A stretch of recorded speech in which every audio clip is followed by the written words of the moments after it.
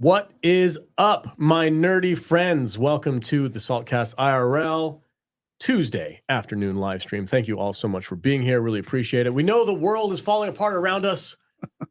We get it. We appreciate that you're here watching us. We really do. We hope to lighten the mood a little bit. Be nerds. Disconnect from the world for about an hour or so. Have some fun. We've got a lot of really cool topics on the plate today. Plus, I have a new toy. I can't wait to show you guys.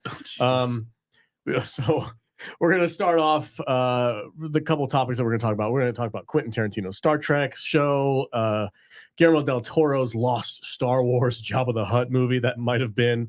We've got some information on The Thing sequel, possibly, maybe, no, I don't know. And you're talking a bunch of nonsense. Am I? I don't know. What, you don't want to see? Vader didn't read the email. No, he didn't read the email. You don't know what's going on right now, do you? The Thing. The Thing sequel, baby. Get out of here. I don't know. Who knows? And we're going to talk about Pacific Rim today. That should make you happy, right? Oh, dude. Right? Great Yeah. movie. So our partnership with Critlist is going to come up again today. Blaine's going to join us here in a little bit, and we're going to talk about Pacific Rim and I think The Exorcist, which is the newest movie that just came out. The Exorcist Believer. Believer. I didn't watch it because I don't watch. I've been hearing so many. Like, I was originally going to go and see it with Jude and Nadia, but I've been hearing so many terrible things about this movie that. Why do you do that every time? I don't know. You are terrible. We've been sitting here for an hour. You could have done that. I had to log on. Jesus Christ. I am technologically challenged. Yes, you are, sir. So, anyway, you were saying, Gadish. I was saying before I was so rudely interrupted by the tech unsavviness of our co-host here. Oh, everybody. That I've been hearing a lot of like disturbing stuff about the Exorcist movie, and not disturbing in like, oh, it's a scary movie type way. It's like the director's an idiot. He's injected all types of woke stuff into this thing, and everyone hates this movie. And the studio like invested a ton of money into rebooting this franchise, and apparently like the first movie is so bad that like people are just tuning out. Yeah. And I'm like, I told Jude last night, I was like, I don't know if I want to support this movie by watching it in the theaters. And she got pissed at me. Oh no. Yeah, she's like, well, I guess I'll just go and watch it with Nadia. I was like, that's what you were going to do in the first place. I was really kind of looking forward to seeing it in the theater, but that's the one that the super creepy trailer that we were all talking about? But now I'm like, maybe I'll just wait. Well, here's what I didn't know is that David Gordon Green is the guy who directed this, and he's the guy who basically ran the Halloween reboot into the ground. Yeah. Maybe they shouldn't let him direct horror movies. Yeah, you'd think. Hey, in Hollywood, you fail upwards, my friends. Well, that explains a lot. He was the director of Pineapple Express, if I'm not mistaken. Oh, okay. That's a good movie, though. And William Friedkin, before he died. Friedkin? Friedkin? I like Freakin' better. William Friedkin. It's Friedkin, I think. Yeah, Friedkin. He said that the guy who directed Pineapple Express is shitting all over my legacy. Oh, no. Yeah. And then he died.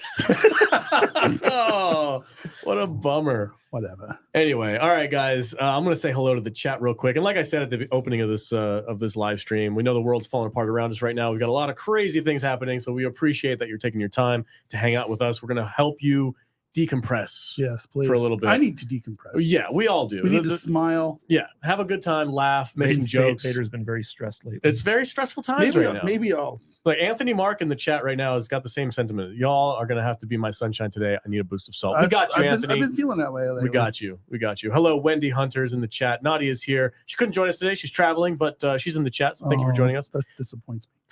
You're so mean. You're like a mean older brother. 52 movies a year is in the chat as well. Nerdy Neo, my friend, he is here as well. Real old movies. Backyard TARDIS. Nick, OG fan of the podcast. What's up, dude? How you doing, man? I like Farnsworth. He's just like feet. That's all he posts in the chat. Feet. Right, hold on. Are you actually? Are you gonna pull him out? Yeah, he's got compression socks on today. Yeah. He's like, I just like the way they feel. I do. They're comfortable. They're comfortable. Look. He's got compression socks. Don't knock your drink over. Look at this guy. Look at this guy. Ridiculous. He's showing us some leg. Yeah. Got some pale leg in there. That's a meaty.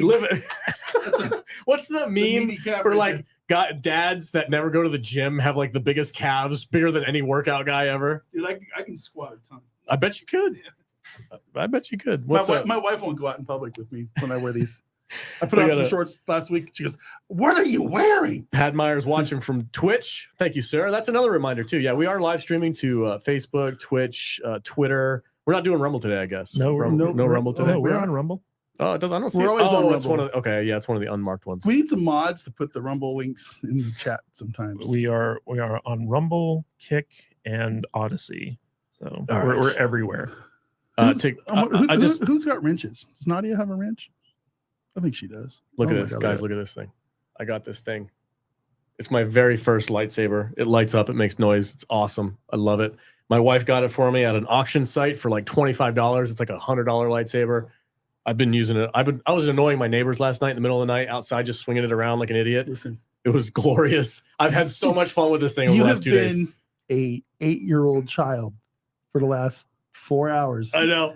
Here in the studio. It's freaking awesome. Every time the camera turns off, you hear he's in there.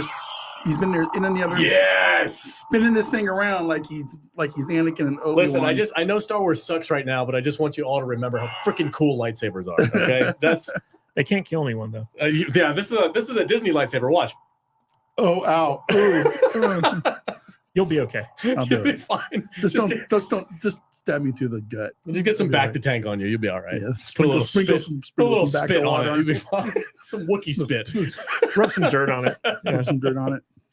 Oh man! Real quick, we want to shout out our big contributors. Yes, the superstars. William Forbus. I hope he joins us today. I haven't seen him in the chat yet. He might be lurking. It's possible. William Forbes is a big supporter of the show. He's dropped up to, if not more than $500 at a time. It's a crazy number to consider. Thank you so much, sir. We've also got our gifters, WG and Jillian N. Thank you guys so much for contributing to the Salty Nerd podcast. What you do allows us to continue to entertain and have fun, putting food on our table, keeping our lights on. Thank you guys so very much. Really appreciate it. If you'd like to drop a super chat, we will address them as they come. As we go through these topics, so please support the channel. If you are not already a member, consider joining up. Our goal for this week or for this live stream is to get 5 new members for the live stream. So if you're not already, join up. You guys get weekly. Are we going up to 10? 10 again? 10. All right, 10. All right, the number's 10. He just boosted it up. There we go. 10 new members. You guys get weekly exclusive content on the YouTube channel. When you remember, when I remember to post it. This week it always comes out on Mondays, but I messed up, so it'll come out today. But yeah, it's weekly exclusive content for our members as well, and we really appreciate it. We love doing the members content. It's like behind the paywall. We don't have to edit anything. We can just have some fun. We can say some words that YouTube doesn't like. It's great. It's a great way to support the show, and you guys get some extra cool stuff in return. Yeah, and if you like listening to podcasts, like if you commute a lot or you're traveling a lot, go check out saltynerdclub.com. Sign up for our Patreon, because we kind of focus on the audio end of things there, and then on YouTube we focus on the video end. Yep. Yeah, we have 2 different conversations. 2 different conversations. Very confusing sometimes, because you have one conversation and then it merges into the next, and one's Patreon, and we're like, oh, what are we talking about now? Yeah. I feel very weird right now. You drunk? No, not at all. I haven't not had at all? anything. Well, I had one you were drink. just showing off your calves. I was showing off. Well, they were pretty sexy. Pretty sexy. Yikes. I'm feeling kind of liberated. Like I'm feeling loosey-goosey? Well, hold the lightsaber. Hold it. I don't care. That's why I feel good. Because you let go? I literally don't care anymore about Star Wars. I feel like I finally had that. You cut the umbilical cord? I haven't been a fan for a long time, but I've always kind of wanted it to be good. I've always kind of rooted for it. Yeah. But now, after last Saturday's conversation, after Conspiracy Tom came on there and just dropped another bombshell on you, and Tom Connors came on there, and we had a really long, good conversation. It was probably going to be cut. I just don't care. I'm over it. I'm out of the Star Wars game. So you're going to change your Twitter handle now? I would very much like to change my. You can do it now, can't Twitter you? If you're a paid member, I can, but I don't know what I would change it to. I just Matt Viking. That sounds stupid. I might just keep it, but I don't know. I just feel like I got in a conversation on Twitter this week said about giving that other bullshit show that's coming out Acolyte a chance, and I was like, no, I'm not going to give it a chance. I don't care. Yeah. They don't deserve our our goodwill enough to even give it a chance. They've ruined us to the point where we don't care anymore. They can have it. They have alienated as many of the original fans of this franchise as possible. Yep. And at this point, it's not even hate anymore. It's just apathy. It's apathy. It's just it's uncaring. Do what you want. Ruin it some more. And make it better. I don't care. I won't be there. Apathy is actually worse than hatred. Yeah. Because at least like when you hate something, like you'll tune in to see like how bad it is. You'll rage about it. You'll engage in debate and conversation. With apathy, it's just like whatever. Yeah. I'm not even going to talk about it's it. like whatever happens. Watching Leslie Headland destroy this stuff even more is going to be kind of glorious. I'm just going to sit back and laugh. Just watch it. Just gonna watch it burn. Somebody suggested that you name yourself Matt Apathy on Twitter. Apathy Matt. That's not bad. That's not bad at all. Matt Apathy 74. Yeah, says apathetic Matt. Says Darth Mall. The Darth Shopping Mall. MALL. That's good. I like that. Oh man. But yeah, it feels good. It really feels good. Welcome to the club. Well, I've been in the You've been in the outskirts. The outskirts for a while, but it's like a whole. See, like I watched it off me because I've always wanted it to be good. Just make Star Wars good again. I've been preaching that for years now. Literal years now, and now I don't care. Yeah, watch just. I've burn in fucking hell. Burn in hell. Burn. It doesn't matter. I've watched pretty much all the Star Wars content that's come out. I haven't necessarily talked about it on the podcast, but I've at least viewed it, and I can say for a long time now. I watch like Ahsoka, and I'm just like, whatever. Yeah, it does. I'm not even mad at it, right? Because I just like whatever. In fact, don't care. I dislike. I don't care enough anymore now. I'm kind of want to quit talking about it. Yeah, right, let's move on. We'll talk about you want to. Okay, so our first subject for today, if we can bring it up, I'll pull it up. How does that work? Jesus Christ, I'll do it. No, I mean like if I switch over to this, does your screen pull up? Yeah, it does. Okay, so let's go to Quentin Tarantino's Star Trek. We're gonna talk about this real quick. I'll pull it up on my screen. This is something that I am. What's the word? Vehemently. I'm vehemently. I can't say that word. Vehemently. I'm really against Quentin Tarantino doing a Star Trek. Yeah, nobody wants that. I don't want this, but this is interesting because somebody apparently said it was quote unquote fun. So Quentin said that about the writer's room. Yeah. So Quentin Tarantino. This is from Screen Rant. Oh, this is that's what I say. Very prestigious. That's what I say about movies that really aren't that good. They're fun, but I kind of enjoy. It was fun. Fun and passionate, says screenwriter. But by the way, all the links to the articles we're covering in the live stream are in the description in case anyone wants to read them on their own. Yeah. Nobody does. I'll read the first paragraph here. Quentin Tarantino's version of Star Trek 4 had a quote-unquote fun writer's room, and the acclaimed director had a passionate idea, according to Pet Sematary Bloodlines writer-director Lindsay Anderson Beer. Oh, that's a hell of a last name. Those are code words. Yeah. I think they might be. Are they insider like Hollywood code words for it was a passionate discussion. Was a fun discussion.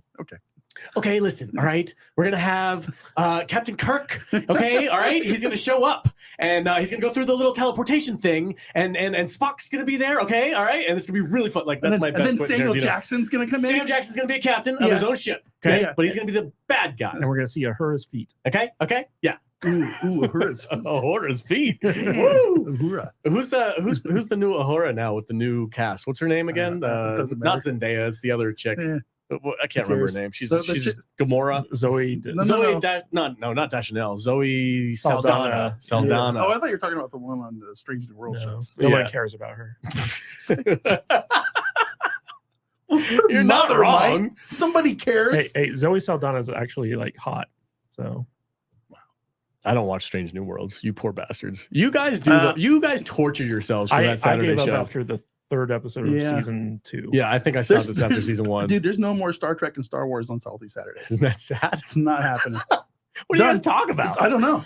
Ugh. We're gonna have to figure it out. Gross. But maybe I don't know. We're gonna have to do some brainstorming to figure it out. Because what we have to do, and I talked about this a little bit with I think it was probably with Tom when I was at work with him, but I was like, back what was the cinematic revolution? Was the 60s and 70s, right? When like Scorsese and Spielberg, the counterculture revolution. We need another counterculture revolution in this time and age where good filmmakers just go out and make their own shit without having to be hounded by, oh, is it a sequel? Is it a known IP? Is it this? Is it that? Or all this nonsense. They've lost that. So we need another. Soon AI technology is going to free up these filmmakers that you're talking about to be able to make movies without like actors and cat crew members and stuff like that. It's all just going to be based on their computer. That's going to be, that's kind of scary. One of these big, great breakout directors that are coming out.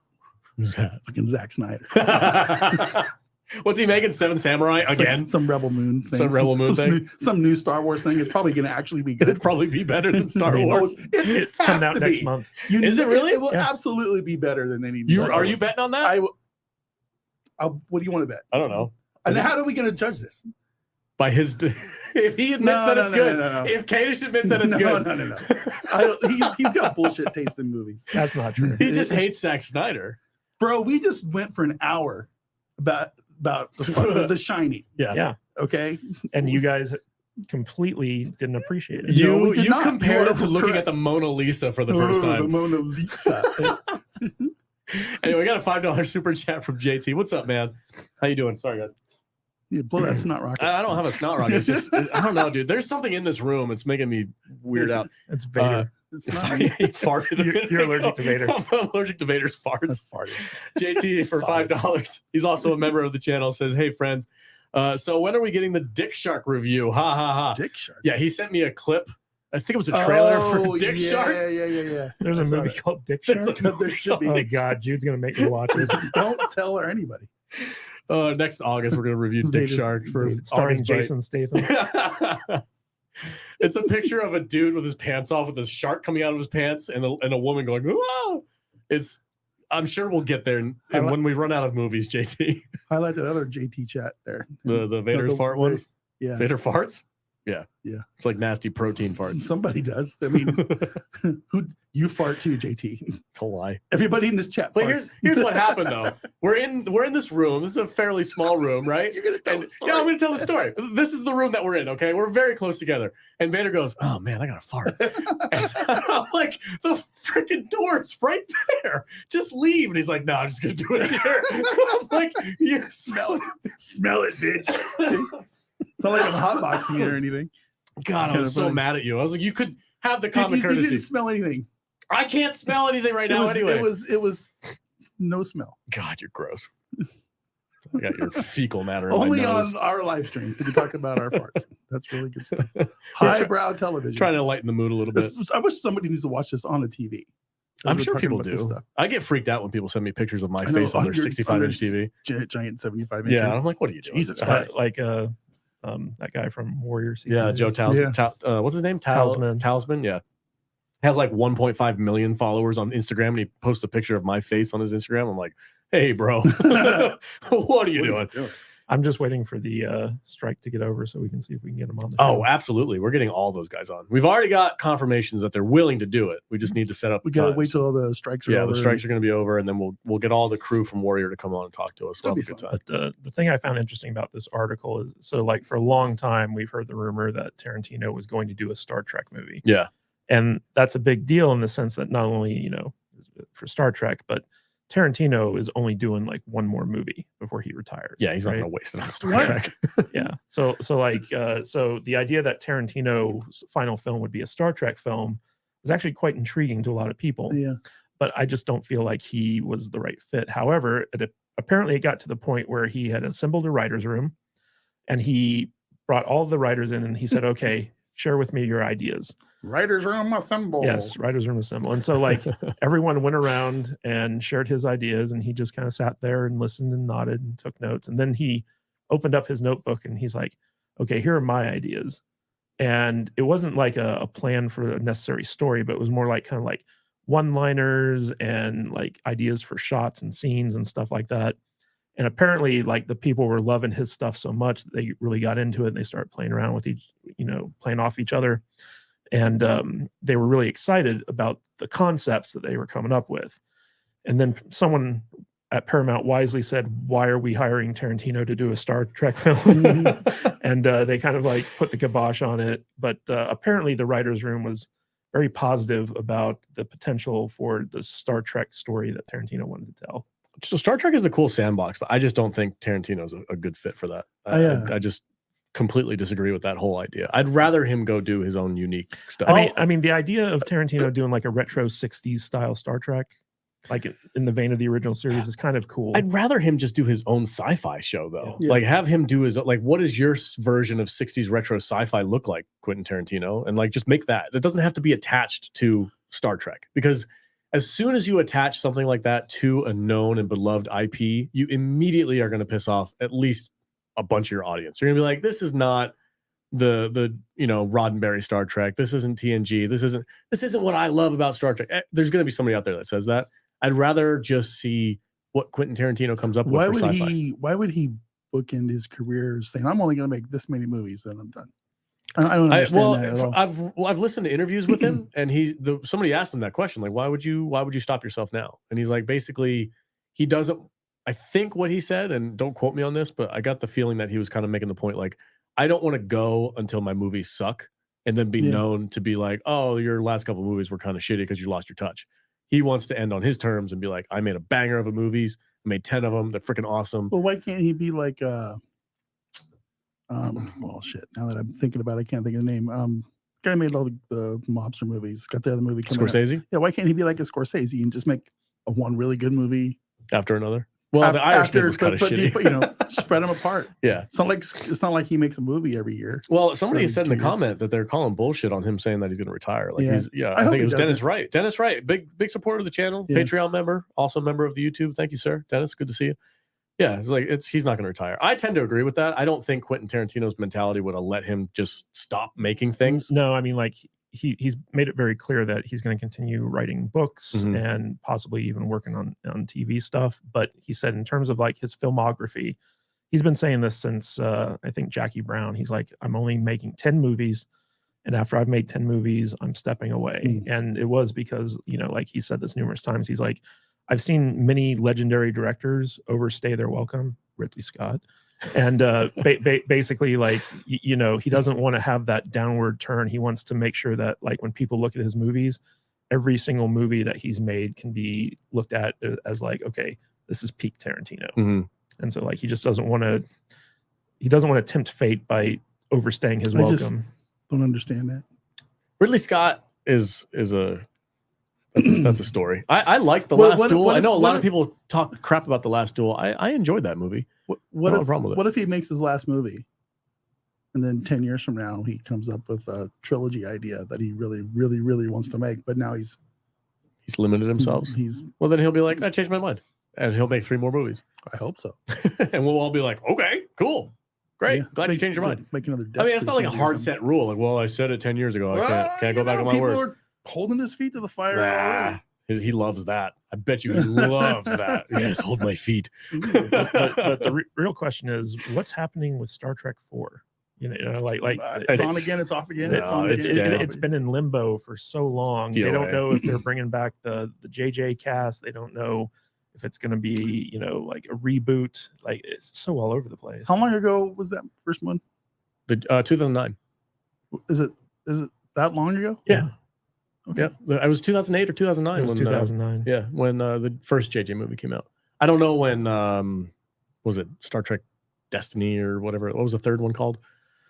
I don't remember when I don't remember when that came out. But I know the fourth one, they had ideas of bringing Chris Hemsworth back because he was big on Thor and he was like super popular. Like, we're gonna bring him back and it's gonna be a time travel thing and Kirk's gonna hang out with his dad and woo. And I was like, oh, all right. I mean, yeah, Star Trek does time travel all the time. You can 100% do that. I think I'm just more interested in seeing some new and interesting things. Stuff that isn't got a Star Trek or a Wars or the Star something attached to it, It's been 7 years since Star Trek Beyond. That's what it was called. Star Trek Beyond. The one. It seems like, man, it's about time for another reboot, dude. I feel old. It doesn't seem like that much time has passed. No, it doesn't. I remember when I was a kid and they had the 3-year gaps between the original Star Wars trilogy movies. It felt like forever. Forever. Yeah. Forever. That's how I feel about Dune. I'm like, shit, man, when did Dune come out? I feel like it was like 6 years ago. But I'm still waiting, and they just delayed it. And they're like, yeah, we're gonna wait. And now we're going 3 years between movies, like it's nothing, and I'm dead. Over. You've got like 5 more movies left in you, buddy. That's it. So I'm done. How's that feel? Checking out. Feels not good. I bet. That's a weird feeling to Got think about. 5 more Star Wars movies. Yeah. And they're all going to be and shitty. they're all going to suck. How terrible. Oh, you'll be around for the Ray one. Oh, yeah. Oh, Are they still going good. forward with that? Yeah. Mhm. Oh, no. Can't wait to watch it crash and burn. Oh, It's going to be no. fun. What if it's good? It's not going to be. No. Oh, It's man. never going to be good. Not As long as not- Kathleen Kennedy is in charge, it's never going to be good. Yeah. You just get that idea out of your head, man. It's a bummer, dude. I Yeah. like the idea of Star Wars. I nerd out. I bought this thing and I was in my backyard I'm really swinging looking it forward to that around. Rebel Moon movie. It's going to be You great. keep talking about that. Let's get some Alita sequels. Let's get some Rebel Moons. That's Alita. yeah. Oh, My comic book will be here. My graphic novel will be here today. what I was mentioning about the like cultural revolution and the AI thing. Sure, if that's how we go about it, I mean, whatever. But I think we need some fresh blood, people who just have ideas that they just want to get out there. And I feel like of the movies out there that are not tied to any kind of a franchise, the studios kind of just let the directors do whatever they want. Is like A24. I feel like that's a studio where people just like go and make weird, funky new movies. They're not always my cup of tea. Did you get some news? What's up? Oh, I'm checking my Amazon orders. Did it arrive? My socks and my Alita graphic novel have arrived. Oh man, They're at my house. I know right what now. you're doing tonight. Yeah. Bundle up with some Fresh socks and Alita Volume 1. That's what I'm doing tonight. Oh no. I made the proclamation on Saturday that was, since we were talking about these, there's like an Alita trilogy or something being developed by James Cameron And stuff, Robert Rodriguez. Robert Rodriguez, that I'm going to do the Lord of the Rings approach I took with those movies, and I'm going to make sure that I have the appropriate Source material. Okay. consumed before the movie comes out. Okay. And I'm going to be reading all of the Alita omnibuses or graphic novels or whatever they're called. And I ordered the first one. It's here, and I'm looking forward to diving in. So it's going to be fun. Is there an anime of Alita? Like a cartoon? Yeah. Anime? Not I that don't I know of. I don't know. Ask me in a month. I'm going to become an Alita expert. Are you? That's what my I goal is. love that. You're like replacing something replacing with something. Would Star Wars with Alita. Would you Okay. say you'd be an Alexpert? What the? No. Shut he's- up. Hashtag What's wrong with Alita you? Army. Right? Well, you said an Alita expert, Yeah. an Alexpert. I'm gonna go join a Awful. Reddit That group. was so bad. I'm gonna go join the Alita Battle Angel Reddit. yeah. Do Hang it. out with all those losers. Losers. Don't start by saying that. Reddit's, Sup, losers? Reddit's the worst. It's the worst. Sup, losers? I'm here to play with your toys. You'll never find a more wretched hive of scum and Scumability ability than on Reddit. Yeah. Elitist. I'm gonna become an elitist. Now that makes more Oh, sense. That's from the That's chat. a good one. I Really like old that. movies. Who said Elitist. that? Real old Elitist. movies? Nice. I like that. Elitist. That's good. Yes, I But know. no, for real, I'm looking forward to diving into something I've never Something new. dove into. It's not like I hear because I really like the movie and I want to Yeah. learn some new shit. I hear So- guys like Gary from Nerdrotic, they're always like, yeah, go check out manga because those things Yeah. are freaking I dope. think that's what I'm gonna start doing. Like there's content out there to be consumed. It's Mhm. not from America. That's freaking awesome and non-woke. Yeah. There's stuff out there. The best manga I've ever read is called Berserk. It's a fantastic manga. It's also a really good anime. But I've been surprised at how many people are going bananas over One Piece on Netflix. It's really well done. It's fantastic. I just didn't think that it would it's starting to become a phenomenon. Mhm. Like more and more Good. people are tuning into it. I'm planning on checking it out. I have it on my list on, on Netflix. I'm slow burning it. Yeah. I'm on episode 5 right now. I'm squeezing an episode in when I get a chance. It's usually late at night, but you guys keep me pretty busy with things to watch and stuff, and my real job stuff keeps me. I get it. It's just So for that movie, I can't binge Or that it. show, I I can't sit down and watch it for 6 hours. Yeah. I just can't. I'm sorry. But I'm watching it like an old person. One episode a week. So yeah, like an old it's, person. but I'm really enjoying it. It's good. Okay, I gotta It's check really it good. out. It's on my list. I haven't had time to look at it. Again, we're busy. We're doing stuff, and I don't want to be like, oh, I'll watch it on my phone while I lay in bed. I want to actually watch it properly on a nice size screen, or like in here maybe, or something like that. It'd be kind of cool to check it out. But I've heard nothing but good things about it. I know nothing about the source material. I don't know anything about it. but I know that it's not from America. What's wild is I believe it's made by the same people who fucked up Cowboy Bebop. Cowboy Bebop, right? Yep. But this they time, listened. They listened. Whoa. They were like, we do what the people say, yeah, and the people will respond. No, they didn't. Right? They didn't listen of their own free will. But The difference was that the creator of the One original Piece. property, Yeah. One Mhm. Piece, was involved in the production of this, and he made them listen. okay, well, still they did the show right. Yeah. To the source material, and so that's what happens. grab yourself some Criticlist merch on their app. Go to saltynerd.com. Go to criticlist.com, and they have a merch store there. These shirts are legit good. Like, this is good quality. It's got a great print to it. Highly suggest checking it out. I was very surprised at how much I love their shirts. Yeah. like the fabric feels fantastic. This is a very nice shirt, very high quality stuff. Well worth it. And Blaine will be here soon, probably about a half hour or so, to join us to talk about some movies and stuff like that. So you'll be able to hear the pitch for Criticlist from the man who created it. Let's check out some chats real quick. Nick Clark here. He's a member of the channel. One Piece is the first adaptation to use the anime storytelling and pacing, not just applying some style atop a normal Western TV show. That's a fair point. That's good stuff. And we've got, let's see, 52 movies a year.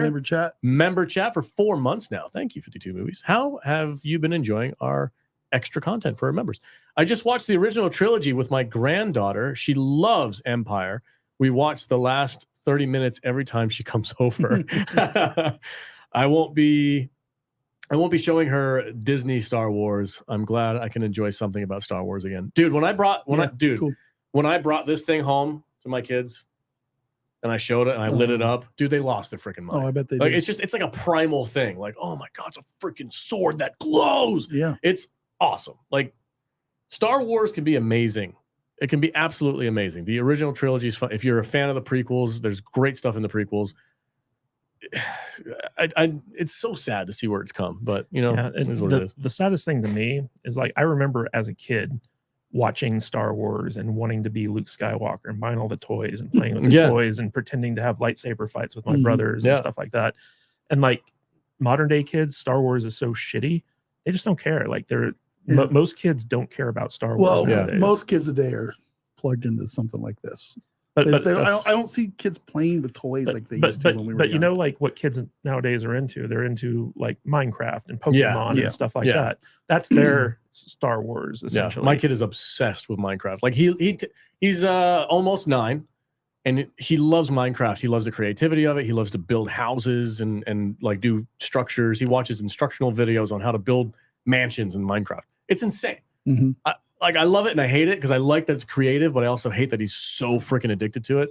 But he doesn't care about Star Wars because he's too busy building his own world in Minecraft and playing with his friends. Like, it's a different generation for sure. Yeah, it'd be like if my dad wanted to get me into Citizen Kane when I was like 9 years old. It's like, hey, let's watch this old black and white movie, and I'd just be like, Dad, that's stupid. Like, my kids liked Star Wars when they were younger. I watched it with them, and they, it's very fun. The original trilogy, especially, they love that stuff. But right now, I'm really focusing on getting them into Lord of the Rings.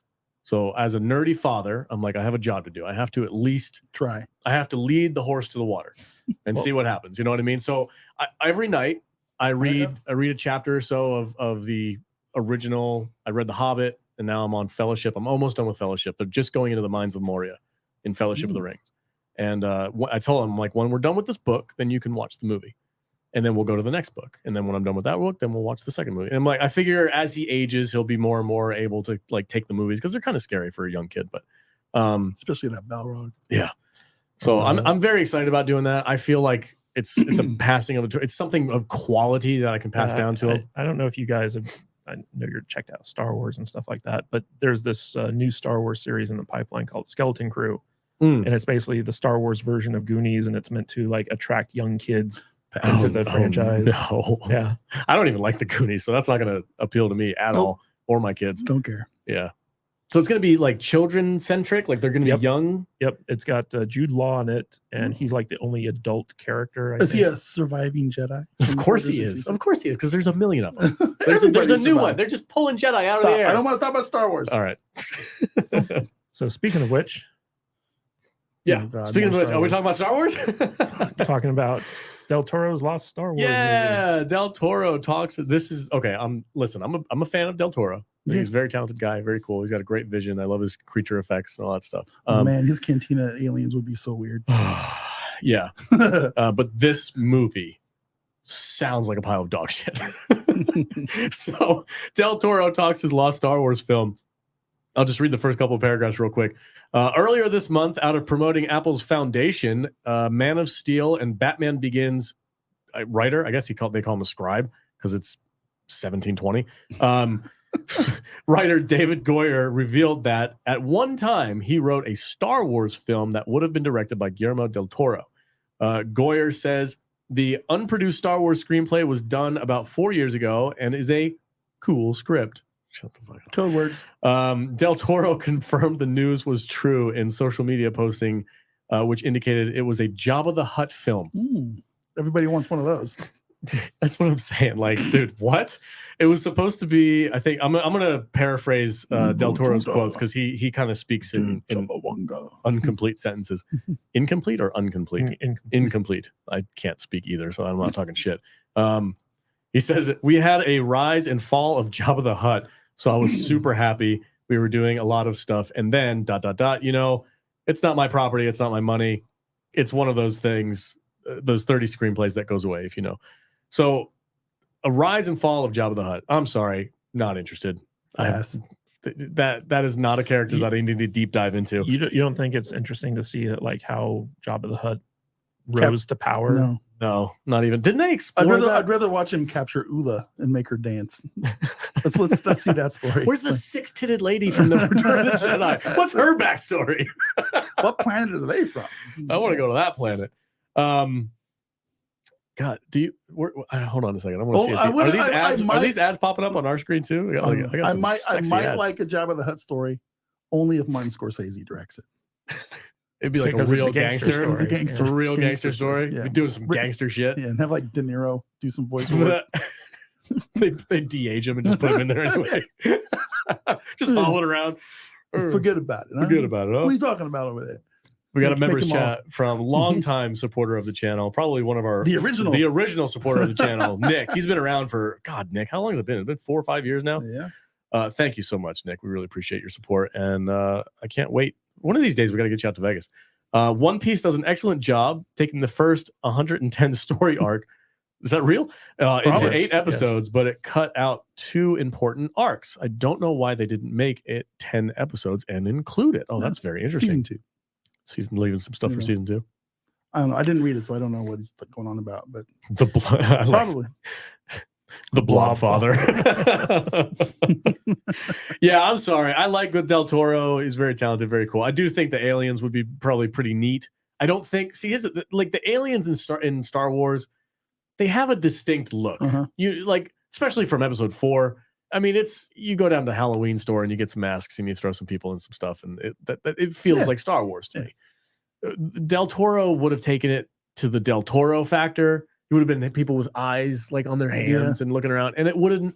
I don't think it would have fit. You know what though? Like we've already seen like how he envisioned this in Hellboy 2 with the weird marketplace. Yeah. Where Hellboy goes, and like that's basically how I envision he would have like his Star Wars underworld. Yeah, but it still felt very Del Toro. Like I don't feel like it would have fit in. And I also honestly think that's one of the reasons why it didn't go forward is because like Del Toro is such an auteur. Like he has such a unique style. Yeah, and I think Kathleen Kennedy was trying to get away from that after the Solo debacle. Debacle. I like that word. That's a good word. Debacle. Debacle. I like Dennis Wright's comment. If 2 boobs are cool, then 6 are mind blowing. That's 1.5 points. Is that? That's 1.5 stars.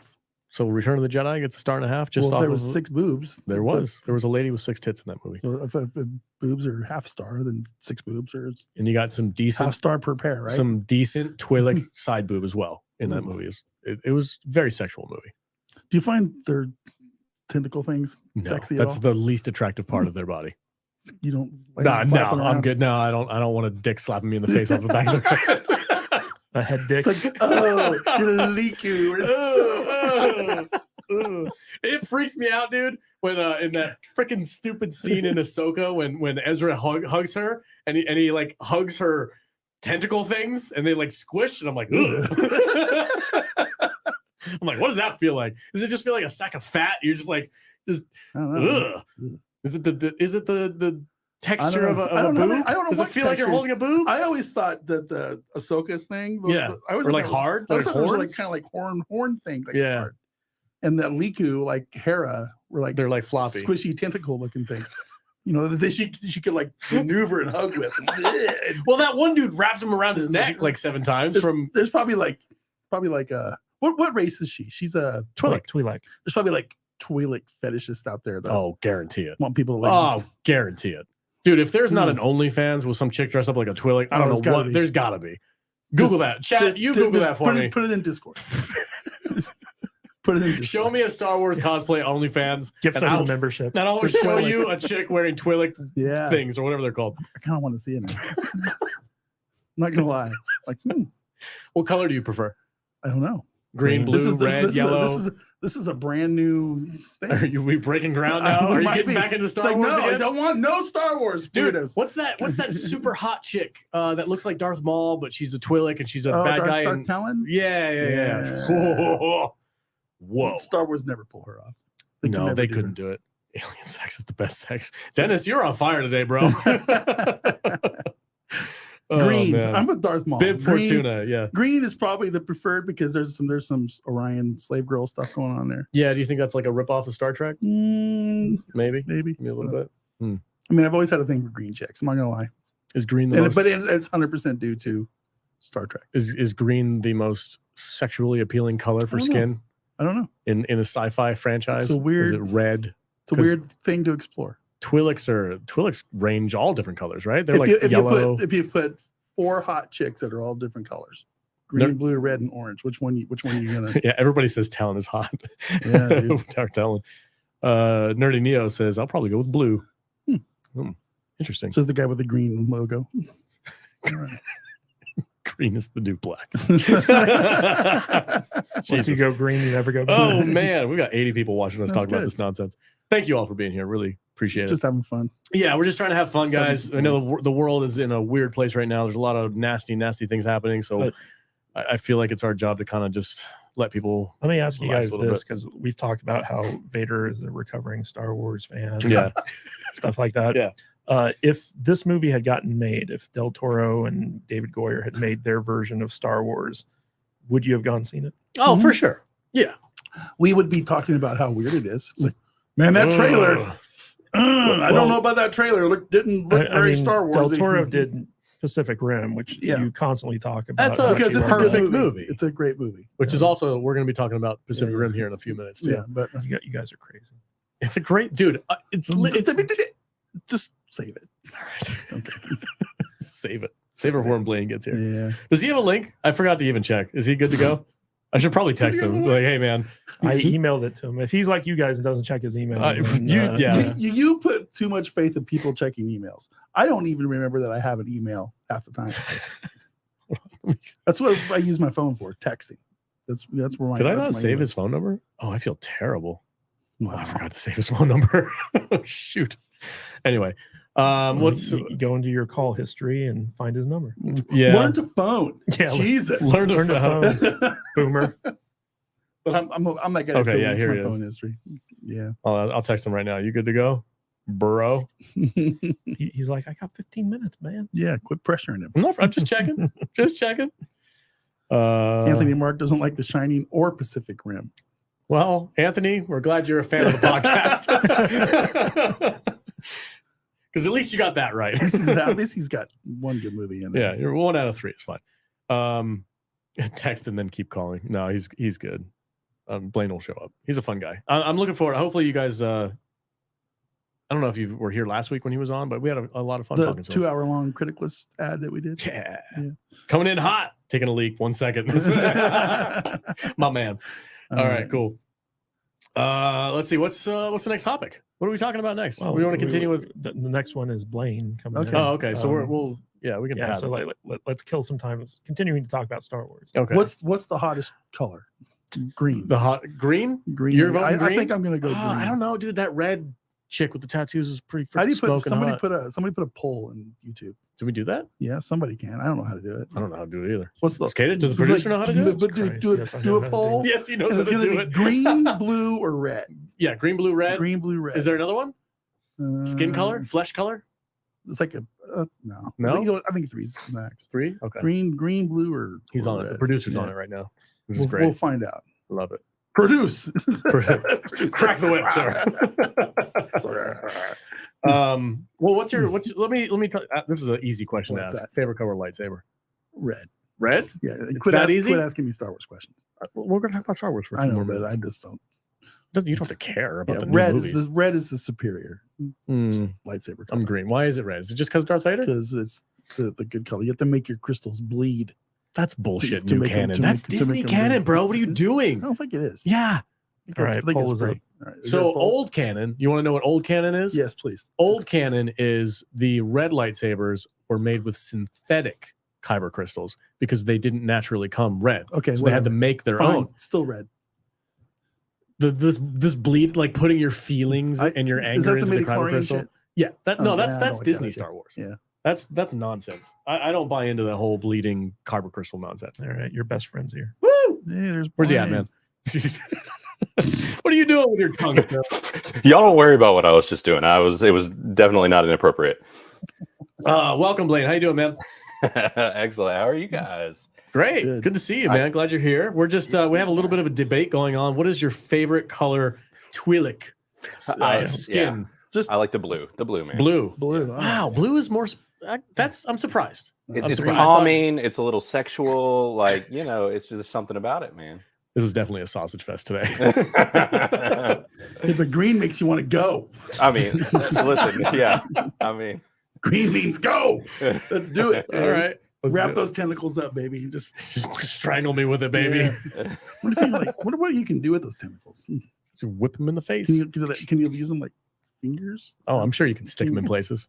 oh, I mean, there's a Reddit forum for this stuff. There really is. Like, Dirty, yeah. Oh man, dirty Twi'lek fetishists. Yeah. I'm telling you, there's got to be an OnlyFans. It has There to be. has to be. If there isn't, I'm surprised. And if there isn't, if there's a woman in the chat who wants to jump in on that market, have at it. Well, That's all you. Guaranteed. There's a Twi'lek amaranth out there already. I had dinner with a very nice lady who was a D&D OnlyFans star, and she does it for a living. That's what she does. She And I dressed was up- like, dressed up as little. She dresses up like fairies and Yeah. elves and stuff like that, and she plays D&D and does other things. D&D is very in right now. Oh yeah, yeah. She doesn't make a Hey, lot I of mean, money there's doing money it. to make it, man. All for it. So, Blaine, welcome to the show. Thank you for joining us. What is the topic of choice? I think we're talking about the new Exorcist movie with you, correct? So, I haven't seen we could for about a millisecond because literally no one wanted to review it. So Yeah. I don't think we need to talk about it. Oh man, is it that bad? I guess I don't know. There's a lot of bad buzz, man. There's I a poked scene. around.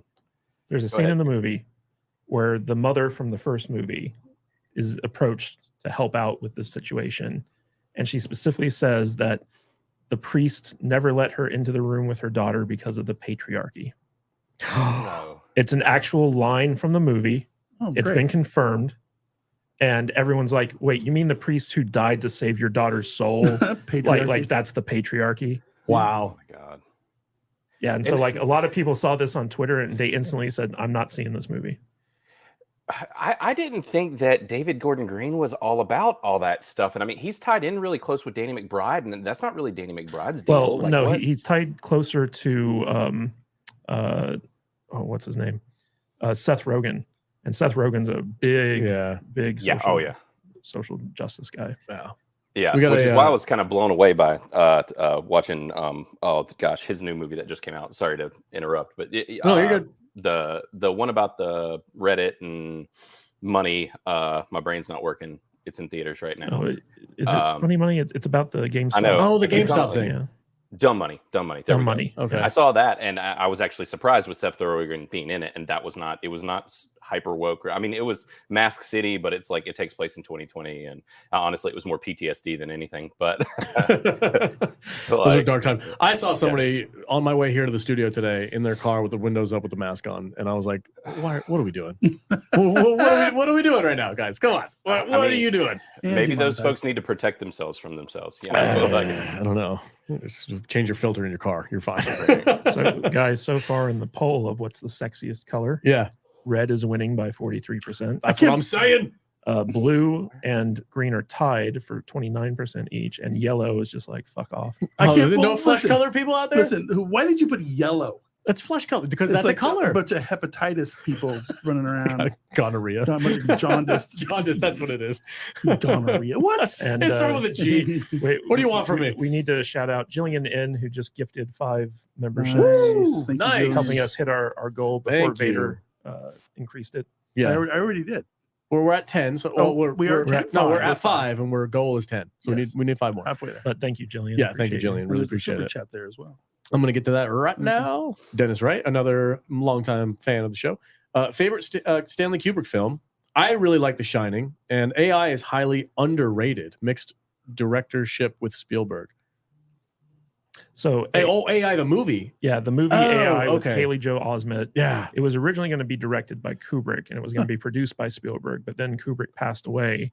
And so Spielberg basically directed it as he envisioned Kubrick would. Okay. And it's a weird mishmash of like Kubrick's visual style with Spielberg's sentimentality. Yeah. And it just didn't work. I saw that movie once a long time ago, and I was just bummed out at the end. And I was like, I don't want to think about this movie anymore. I remember being a big thing. Like people were really hyped about that. I had no idea that it was a Stanley Kubrick thing. I didn't either. I was for a moment. Yeah, I had no idea. I thought it was all Spielberg. Would it be worth watching again? Should check retrospective, just like checking it out, knowing that now. I don't know. It's interesting. But anyway, Blaine. So we're not doing Exorcist because nobody wants to talk about that movie. Right. I haven't watched anything new this week. There hasn't really been much out. No. What's coming out in the movie theaters that it's like, oh, we got to check it out? There's that new Scorsese movie with Killers. That looks pretty. Is that out? I think it's out. Oh, I need to watch that. I might go this weekend. I think it's coming out. It's not out yet. Okay. Yeah. You can tell they're in like the last media push for it. Oh yeah. Because it's everywhere. And I think it's going to do well. Did you guys talk about and have y'all finished The Continental?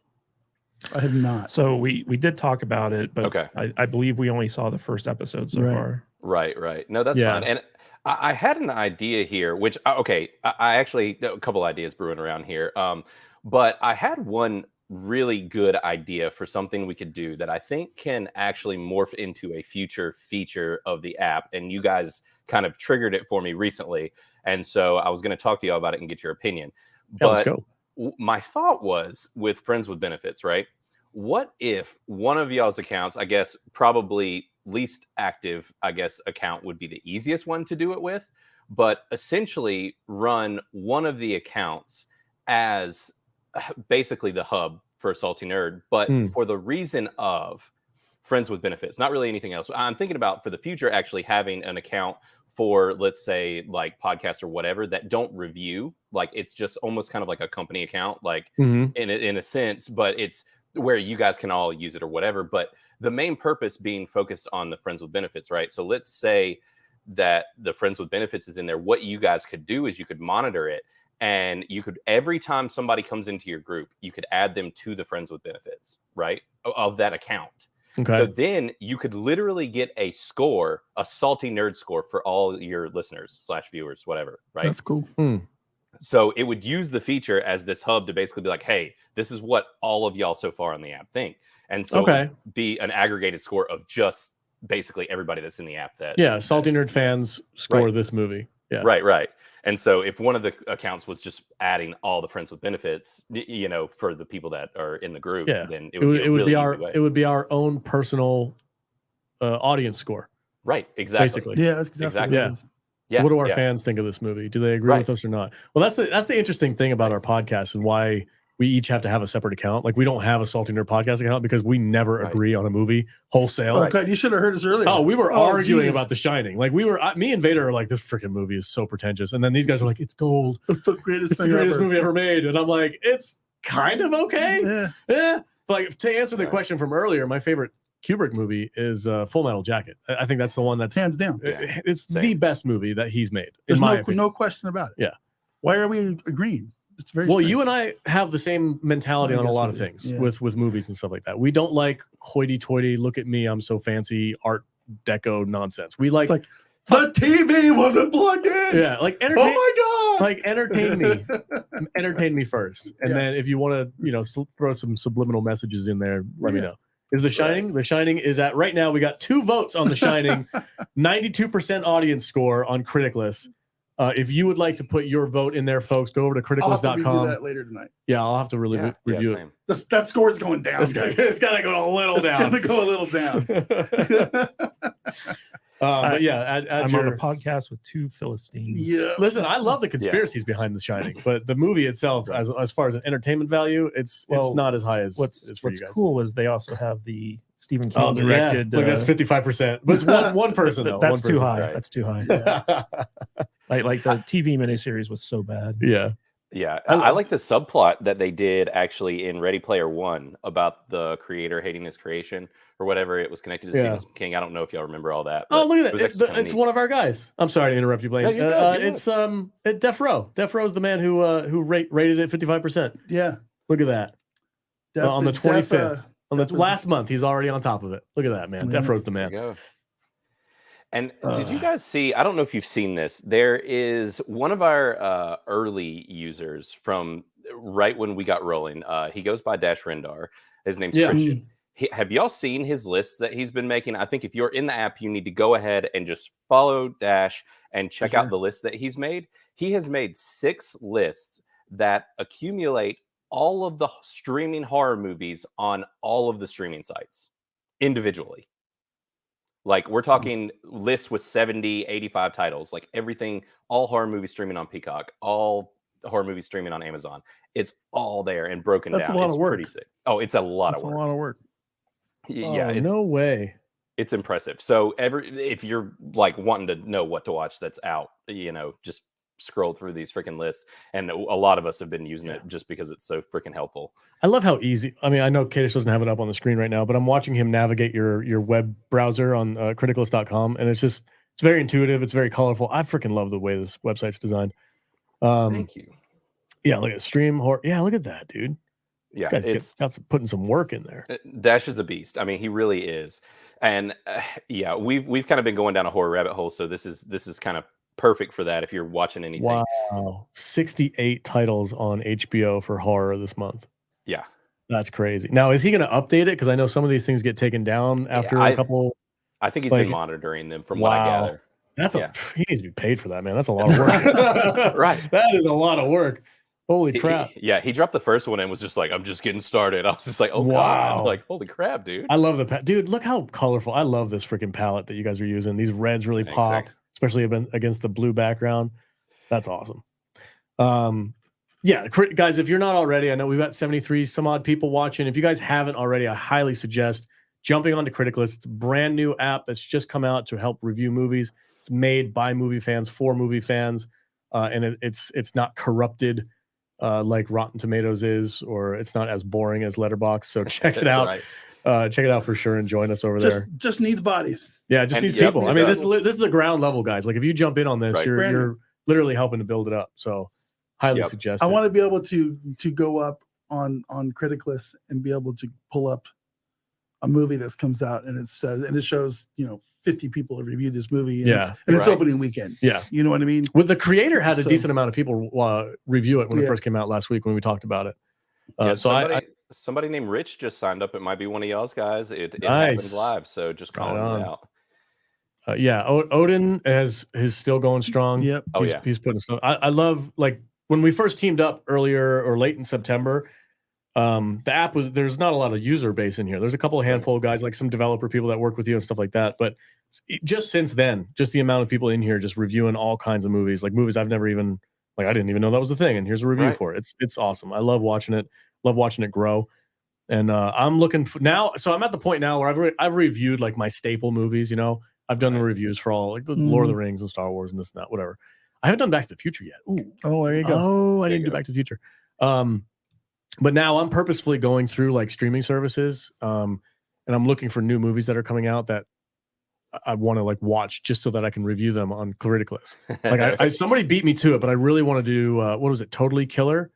Right. Yeah. I actually had that for, if y'all had seen it, I kind of had bookmarked some reviews, but it sounds like everybody's a little bit in the middle. Like they're kind of liking it, but it's not super scary. It's not, but it hits the 80s vibe, but apparently they're injecting some wokey stuff in there. That's like a little bit of a turnoff where they're judging the 80s through that lens. And it's, okay.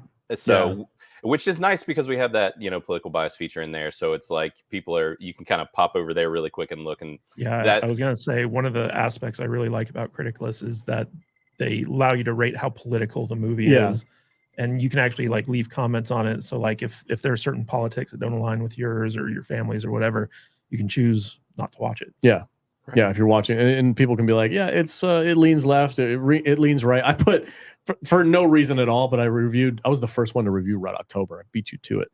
I gave it 100% though, because it's freaking incredible. It's the best movie ever. So I reviewed Red October, and I was laughing at myself because I was thinking about it, and I'm like, is it political? I mean, it's inherently political because it's Russia versus America. Well, it's a political thriller. It's a political thriller. Right. It's supposed to be. But which way does it lean? And I'm like, I guess it leans a little bit right because it's like pro-America, pro-military, anti-Russia. I'm like, I guess. So I just nudged it a little bit. It's set during the Cold War. Yeah, so. I mean, it's just inherently political to me. But real quick, there's a chat from E. Clay Tomlinson who asks, does Critlist pledge to never censor reviews like other sites? Correct. We will not. I actually had a chat. We had a chat in y'all's in one of y'all's in the Salty Nerd group actually with some people that basically that's a firm stance that I'm taking. We are not censoring nuking accounts as long as you're not doing something creepy or illegal. Pretty much, it's pretty much just illegal. Then you're safe. I mean, we're not going to do that. We're not going to nuke accounts. And we actually have a concept or idea in place for what we're going to do for even the really problematic people. But right, yeah, but we haven't had to deal with it yet, so I'm backburnering that until I can just hint at the fact that if you've ever seen Rob McElhenney's show Mythic Quest, I love that show. So there was a theory that they did with their game servers in the first season of that show where they we know what you're talking about. Yeah. And we joked about, we're like, maybe if we get like some banned people, we'll just do that, except for it's just that they can only interact with each other. They can see everything, but only interact with one another. Go check out Mythic Quest. It's an Apple TV comedy show about a game developing company, and it's really well written. I need to finish it. I only got a couple episodes. We got season 3, right? Yeah. Three. I fit 2 was good. 2 was really good. 3, I felt like it was a little different. Yeah. But I didn't finish it, so I have to go back and they got rid of my avatar in season 3 though. Oh, what was his name again? WG? No, not WG. What's the writer's name? The older guy. It's like EB or something. Yeah, EB. Yeah, he's one of the best characters. It's a great show. Didn't he get accused of doing the same weird, creepy stuff that he does on the show in real life? Oh, I don't know. I think the actor just couldn't commit to the. That was probably just some internet jokes I saw. Did they kill him off? In the show. Yeah. Okay.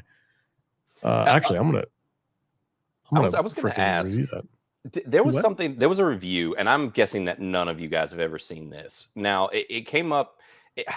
I don't know which one of y'all would have possibly seen it. Maybe Vader, but there's a show called Garth I don't even know how to say that. Marenghi's Darkplace. Okay, it was reviewed by Quantum Ego. Actually, I added it to my bookmarks here, and I wanted to ask y'all about it. But essentially, the concept of this show, and it's streaming right now.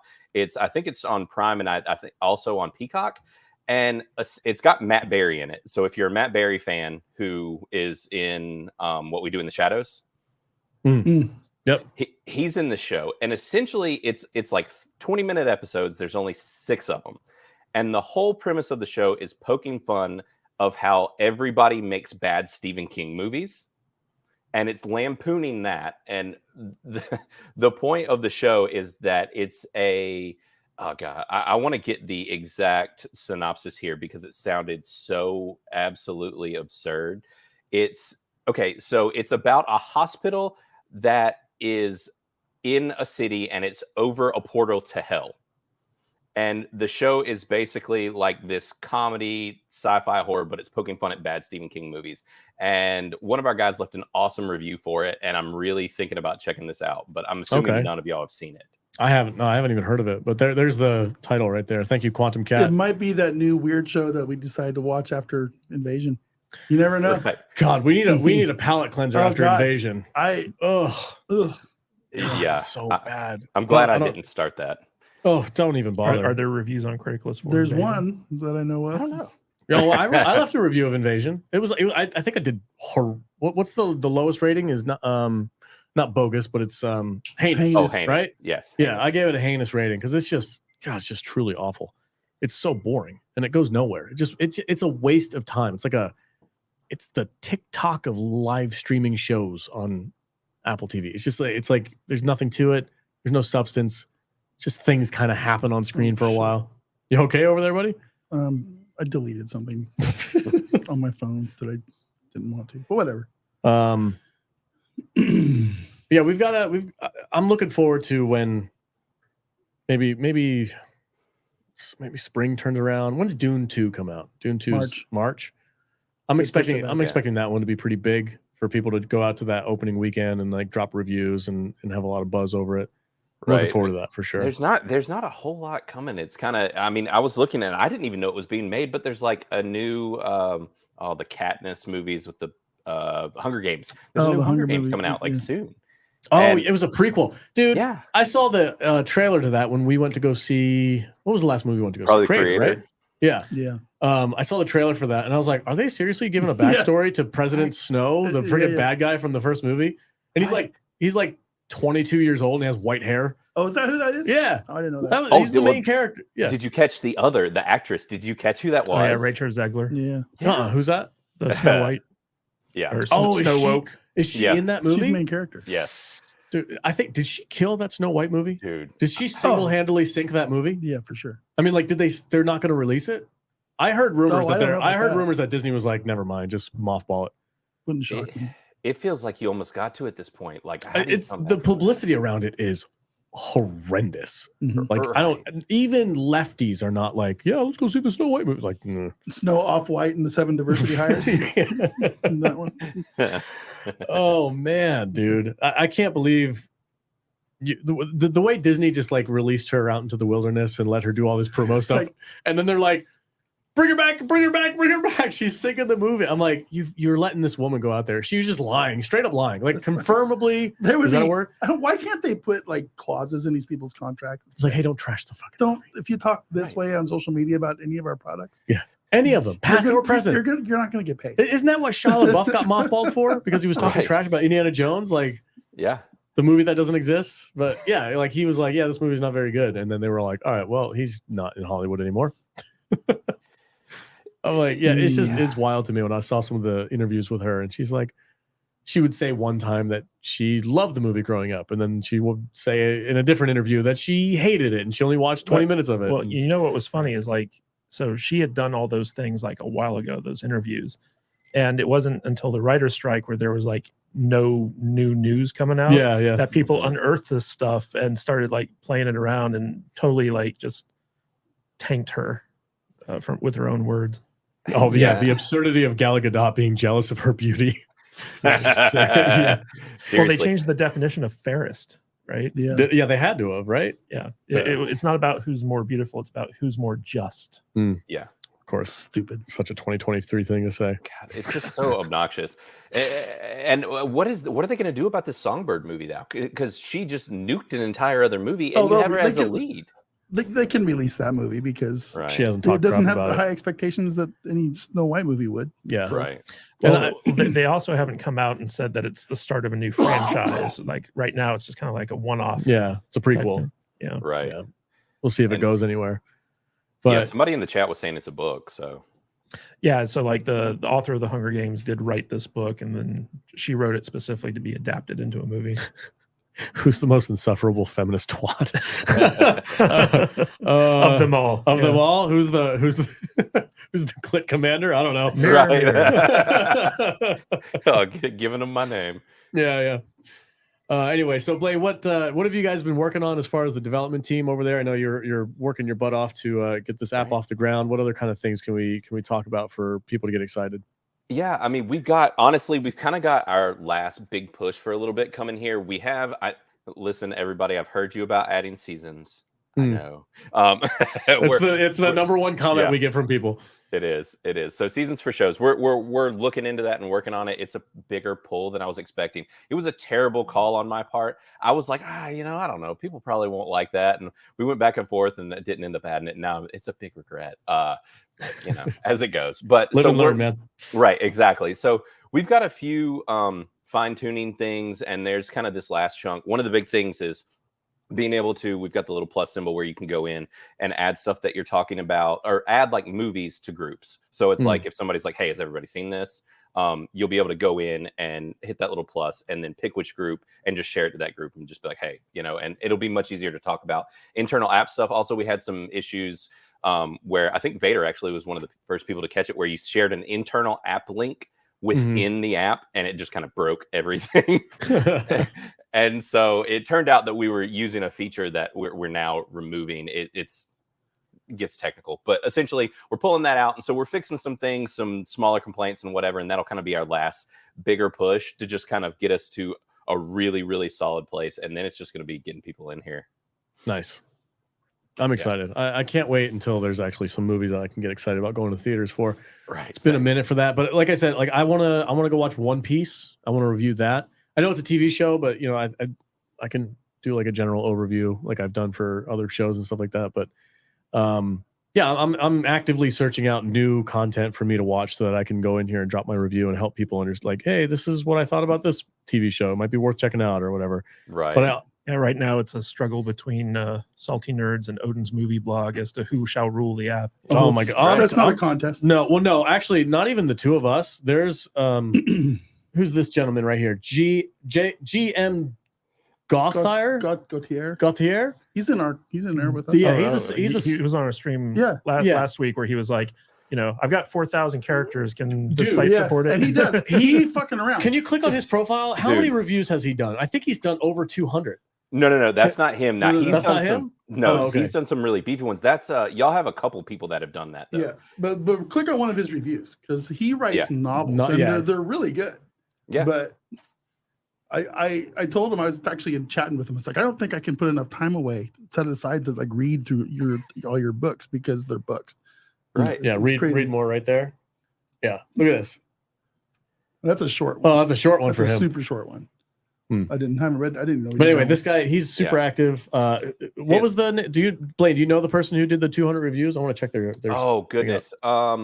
Who was that? No, you put me on the spot. Let me see. You reviewed Zack Snyder's Inspiration for Rebel Moon. Battle Beyond the Stars. Nice. 1980. It's heinous. 10%. Yikes. That looks like a giant tit. But give him a follow. That spaceship looks like a giant pair of tits. Were you not there when we reviewed that? No. We reviewed Battle Beyond the Stars. Click on Greg's creator review. It was Sean Stackhouse, by the way. He's the one that Sean Stackhouse. Okay, yeah. 256 reviews. God. And that's in like what, a week and a half? Dude, he did almost all of those in like 24 hours. He's just been slowly like creeping along lately. Dude. I mean, he's probably transferring them from Letterboxd. Yeah.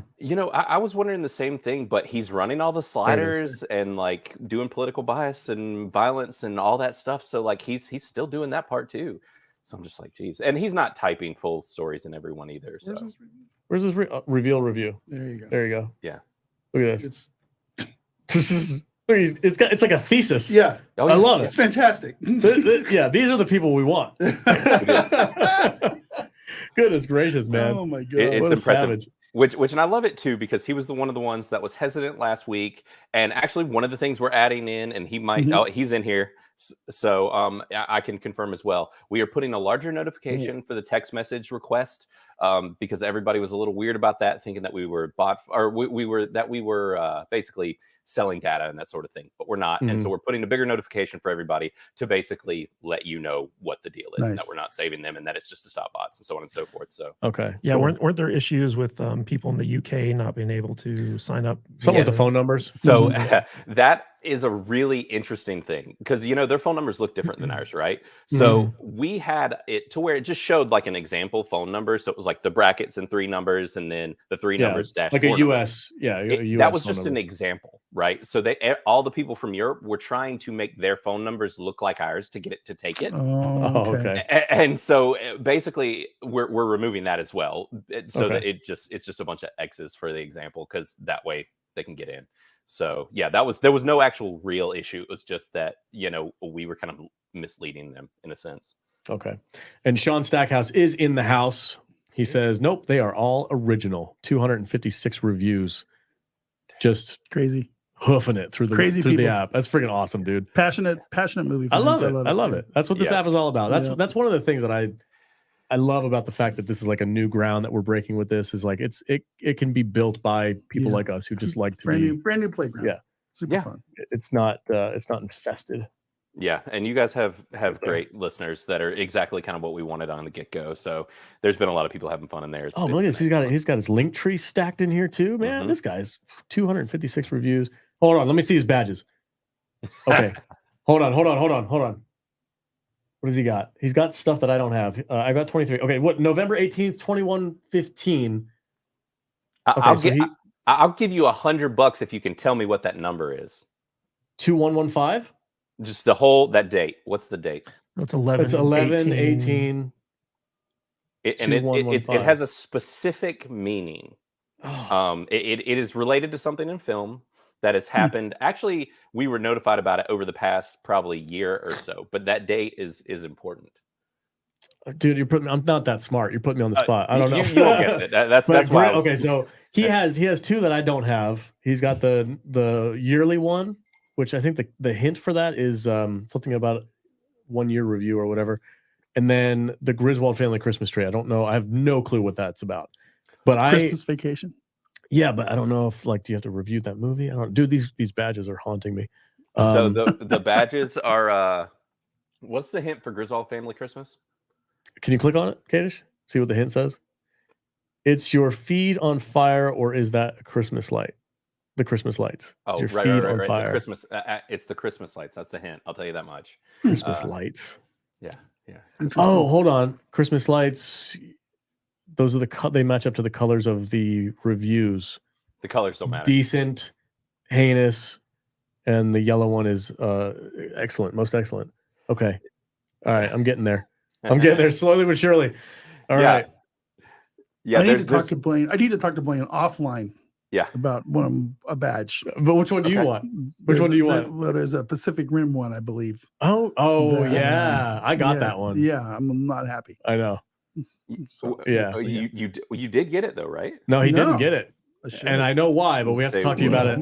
Yeah, if we talk to you about it now, we'll reveal how to do it. Okay, but speaking of, that's a perfect segue though. Yeah. Because the next subject, talk about the greatest movie. The next subject that we wanted to talk about with Blaine was the real reason why Guillermo Del Toro didn't direct Pacific Rim 2 and why he can't watch it, because it's just awful. It's not good. It's not good. It was rough.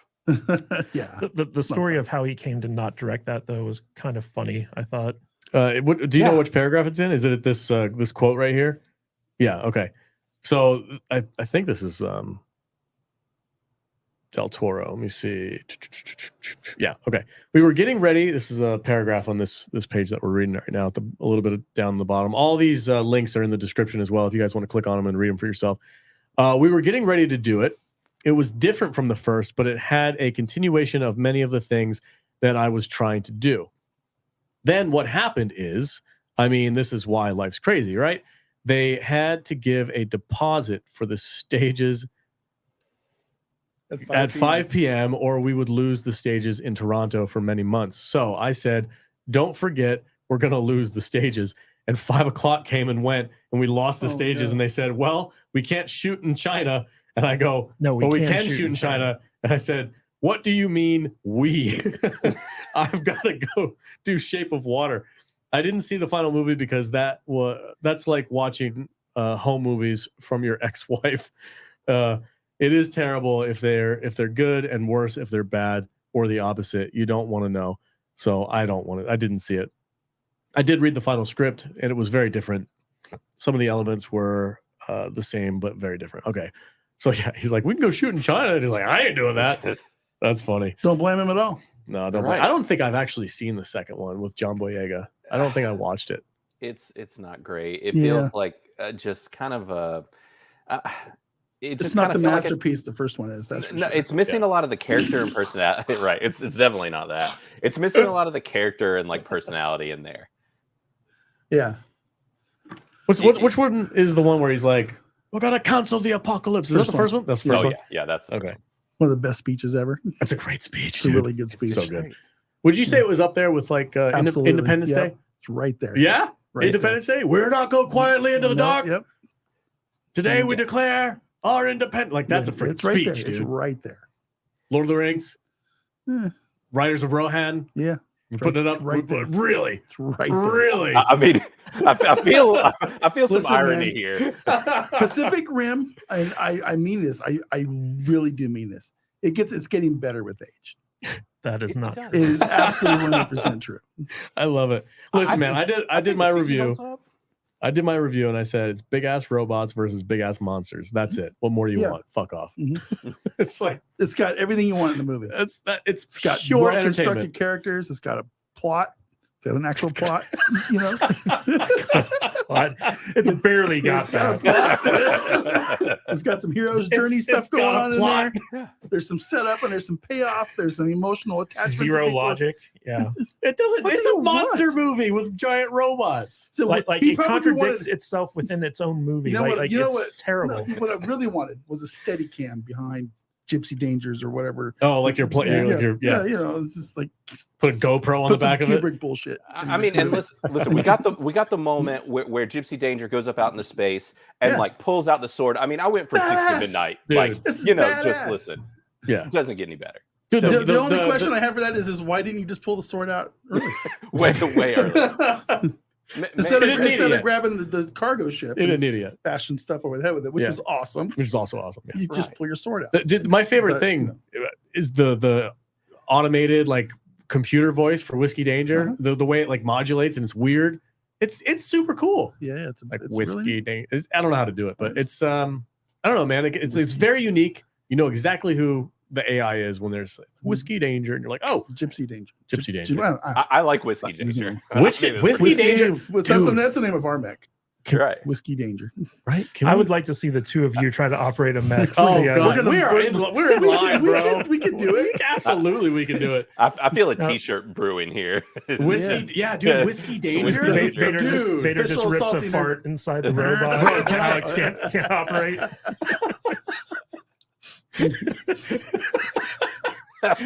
Freaking do it outside, man. What do they call it when we meld together? Link. I don't know. Yeah. Oh God, I can't think of what it's called. God dang it! I just imagine Gypsy Danger just like dry heaving, just bent through the robots. I'm just inside, just like, can't breathe. Whiskey Danger.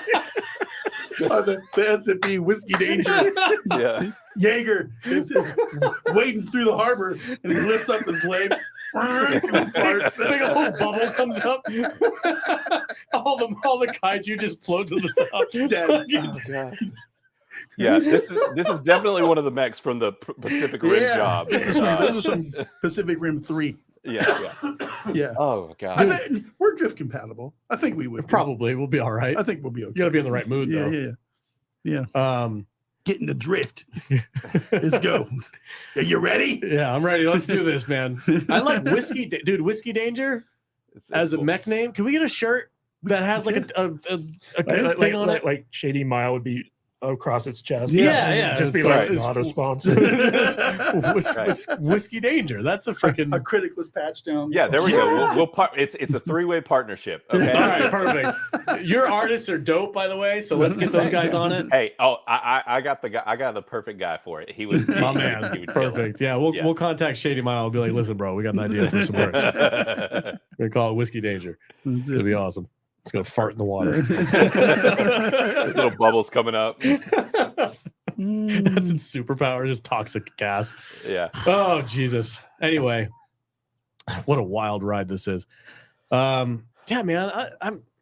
This is what I love about movie culture. Yeah, we just sit around shooting the shit, talking about stuff we like and having fun with it. But yeah, that's again, I've said this a couple times, but I know the world's kind of falling apart around us. But I'm hoping that we can at least put a smile on your guys' face for a couple hours and kind of get you out of there. Talking about robots, monsters, and fart jokes. Whiskey Danger, Jaeger bombs. Yeah, Right. I dig it, man.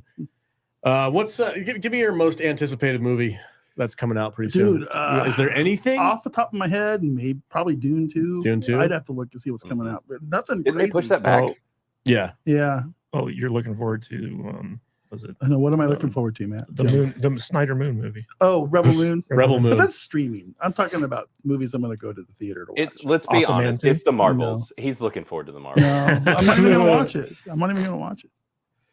No, I haven't. You know. Yeah, there's a couple franchises that I'm just like, I mean, not going to spend the I'm money going to go on. watch the Scorsese movie. Yes. But that's Yeah. I'm going to see that because my wife wants to see it. You don't want to see that? Yeah, It looks could be freaking heavy. good, dude. It's gonna be heavy. Yeah, It's 4 gonna be hours super long. heavy. Yeah, that's all right. And but I just watched Gangs of New York the other day. Oh, dude, that is one of my all-time favorite movies, man. That's a That freaking good movie. It's Yeah. long, but it is. So I don't even know what's coming out. I'm looking right now. I don't recognize any of these things. Did anybody watch Reptile? I know I saw a couple reviews for Reptile on Yeah. on the app. Yeah, we've had a couple come in. It sounds like everybody's kind of, it's like decent, but it's more moody than anything. It's kind of a less gritty 7 from the sounds of it, from everybody that's kind of coming in and talking about it. Oh, that's no fun. Right. The thing that makes 7 so memorable is how gritty it is. Right. What's in the box? What's in the box? I remember the first time I saw that movie, I was a teenager, like young teenager, I think, and it blew my freaking mind, dude. Like that movie impacted me on a level that I don't think any other movie ever had until I watched like Fight Club or something. I was like, literally about to follow that up with Fight Club. It's like those two. I was like, you watch Fight Club as a young teenager, you watch 7, and then you watch Fight Club, and then your world just changes forever. You're just like, oh my God, man, the world is a really screwed up place. Both David Fincher. The Hunger Games, The Ballad of Songbirds and Snakes. Nah. That's the new one. No, Pass. I'm not gonna see it. Not gonna work That new anymore. Swift movie. The coming Ballad out. of Taylor Rachel Swift. Zegler. Taylor Swift is a movie Taylor coming Swift out. concert. Yeah. Oh God, it's gonna make $7. Dude, it's gonna make $1 billion. It's gonna say $1 $1 billion. Odin's so much been money. talking about that one. Just trying to figure all out. the Swifties are gonna bring their football loving husbands and like, let's go watch the Swift movie. What about that Willy Wonka movie? Hard pass Wonka, with yeah. Timothée Chalamet. Yeah, Dude. he's in. He's in Dune. Dune. I didn't say I don't like him as an actor. I'm just like, I don't know. We Man. kind of. But that Timothée Chalamet guy. Did I have an attitude? You kind of Did I have a little stank Yeah, on that? It was a little on it. sassy. Little, Yeah. Little sass. The Timothée Chalamet. Little sass. Dude, the freaking bit from Family Guy where they're like, they're filming Dune out in the middle of the desert, and then the wind blows, and Timothée Chalamet just blows away, and Peter Griffin's like, "I told you guys not to let him off the pretty leash." And he runs after him. There's a Dirty Dancing sequel coming out. No. Okay. What? Yeah, I don't know. I gotta All go. right. What's the matter? A phone call? All right. Have fun, buddy. We'll see you later. Yeah. What's Kadish? What's your anticipated movie coming out pretty soon? Aquaman 2. Are you for real? Yeah. Really? Why? I like the first one. Really? That surprises me Yeah. that you like that and don't like Pac Rim. Well, I didn't say that it was a good movie. Okay. I said that I enjoyed it. The problem I have with Pacific Rim is that there's so many plot logic problems with it that just the movie itself doesn't work to address at all. And it just takes me out of the film. Like I remember I walked out of that, I'd seen it with my best friend when we lived in LA. And immediately, as soon as we walked out of the theater, I started listing every single problem with that movie. And he was like, dude, can't you just enjoy a fucking movie? And I was like, no, not when it's this stupid. Hold on. Did you enjoy Godzilla versus Kong? Well, you and I went to the theater with that. I liked Mechagodzilla. Yeah. But it was a dumb movie. It was a very dumb movie. Yeah. But it was. But it there's was something enjoyable. about dumb movies, right? Like just sheer entertainment in like borderline, if not full blown stupidity. Yeah. Like that's kind of my thing, where we've gotten to a point where like everybody takes themselves so seriously, and I'm just like, just don't. Like, let's just be ridiculous Let's with just it. be really have fun. Yeah, for those movies, the biggest factor for me is the eye candy. Like I need the eye candy moments. I need to see full size Godzilla fighting full size Kong. I want all of that. I don't really care if they go into the hollow earth and gravity doesn't matter anymore and like physics goes out the window. Like whatever. I just give me the fight scenes. Give me the stuff. That's one of the reasons why I like Pacific Rim so much, is because it's like, just give me what I want. I just want to see giant robots fighting giant monsters. Like that's It's popcorn. Yeah, it's popcorn. I'm not looking for The Shining. Right. I'm not looking for some subversive, artiste You're not type looking stuff. for a movie with an actual story. No, I mean I watched the Transformers movies and I don't give a crap about any of those stories. Right. That's true. I mean, honestly, I really do think truly the best thing about Pacific Rim is the people that dislike it so much. Like that's the best part of the whole movie. It's just wild. Like I totally understand why they don't like it, but it's like it is just funny to me. But yeah. Blaine, do you have a movie that's coming out in the next like 6 months or so that you're really looking forward to? Dude, I really don't. Like I was kind of thinking the same thing, and nothing is just like yes, besides like Dune, it's the only thing that's really jumping out. Now I will say, now this is a little more like art house side of things, and it might even be A24, is I really want to see Dream Scenario. Have you guys seen this? With Nicolas Cage? Yes. Yeah, I saw the trailer for that. It looks really interesting. Not my cup of tea. I feel like I'm probably not going to like the movie, but I'm very intrigued by it. Is that the one where he's in inside, everybody's dreams? Yeah, he's inside everybody's weird. dreams. Looks super weird. But looks fun.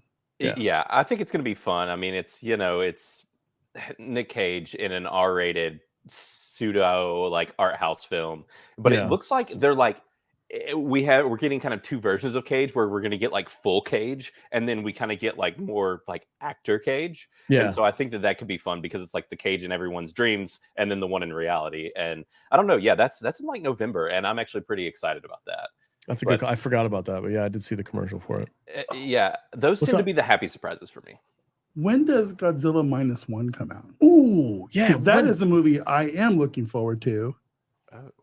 But I don't know what the date is on that, because I'm looking through this list, and there's literally nothing on this release list that I want to see before Dune comes out. There's nothing. Godzilla Minus One. But I know Minus One is coming out. So 2023. It's got to be soon, right? It's got to be before the end of the year, December 1st. Okay, well there you go. That's December 1st. That's the next movie I want to see in a theater, and I probably won't be able to see it in the theater. Why? I was about to say, is it going to be in a theater? Yeah, it says U.S. release date December 1st. Okay, well there you go. That's the next movie I'm going to go see. That I want to go see. Dude, that's only a month away. Sweet. Or a month and a half. We'll go see that together. Yeah, absolutely. We'll talk about it. Hey, let's make a plan. We'll probably review it. We'll review it on the live stream. Yeah. And Blaine, if you want to come on, I know it's it's in December, so it's a couple months away. But if we can get you on here, heck yeah. Yeah, that movie looks freaking dope. I'd be game for that. Yeah, that'd be awesome, because I think I'm about to go down a Godzilla rabbit hole as well, because my kids just saw Peter Jackson's King Kong for the first time, and now with Jack Black and the whole team. Yeah, dude, that that bug scene in that movie. Ooh, Andy Serkis in that movie. That movie's dude. Slept on. I can't watch that scene. I fast forward through that. The bug scene. The bug scene is the grossest. Really. Thing. It freaks me out every single time. Andy Serkis gets his entire head eaten by a giant I can't watch it. They're fighting the cockroaches and everything. Yeah. That scene where she's inside that log and that centipede like crawls up her neck. Can't do it. That movie still holds up, man. We watched it a couple nights ago, and like the only part that doesn't really is there's a brontosaurus chase, and it is actively funny to watch now. Yeah, I think that scene kind of takes it out. Okay, here you go, guys. What is going on? King Kong on Critlist has not been reviewed by anybody yet. Ooh, really? Be the first.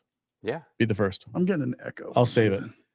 So, Blaine, I have a nitpick with Critlist right now. The nit, man. And it is that the prequel to The Thing is sitting at rad in terms of like the verdict, and I completely disagree with this. Well, who's the one person? I was about to ask. Yeah. Let's find out who this. Well, you know how you fix that, right? you go on and review it. And, Rusty Shackle. Oh, Rusty. Yeah, he's one of y'all's, right? Is he not? I don't know. He might be. Rusty Shackle. If you want to fix that, Kate, you should go in there and drop a review. That's the thing. You can go in No, I and don't think bring he that is, thing actually. down. Well, we have an article here about the director of this movie who voices his regrets about the making of it. Let me pull that up right now. Boom. Is it loading?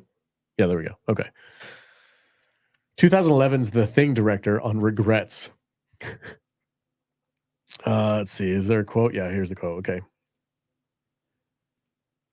I remember going to see this in the theater and just being so disappointed in how terrible it was.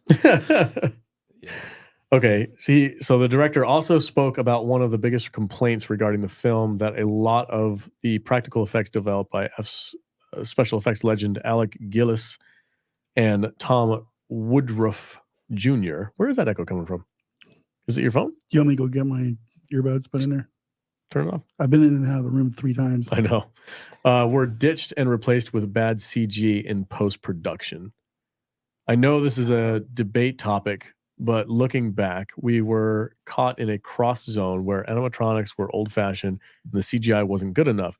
We made the wrong decision to do it in post-production when it came to making the monster design in the computer. I regret that now.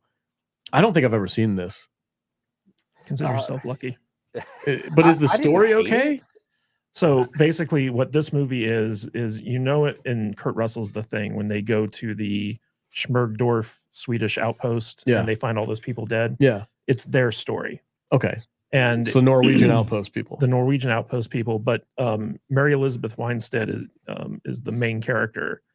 And they completely kind of changed like the dynamic of like what was supposed to be there. Yeah.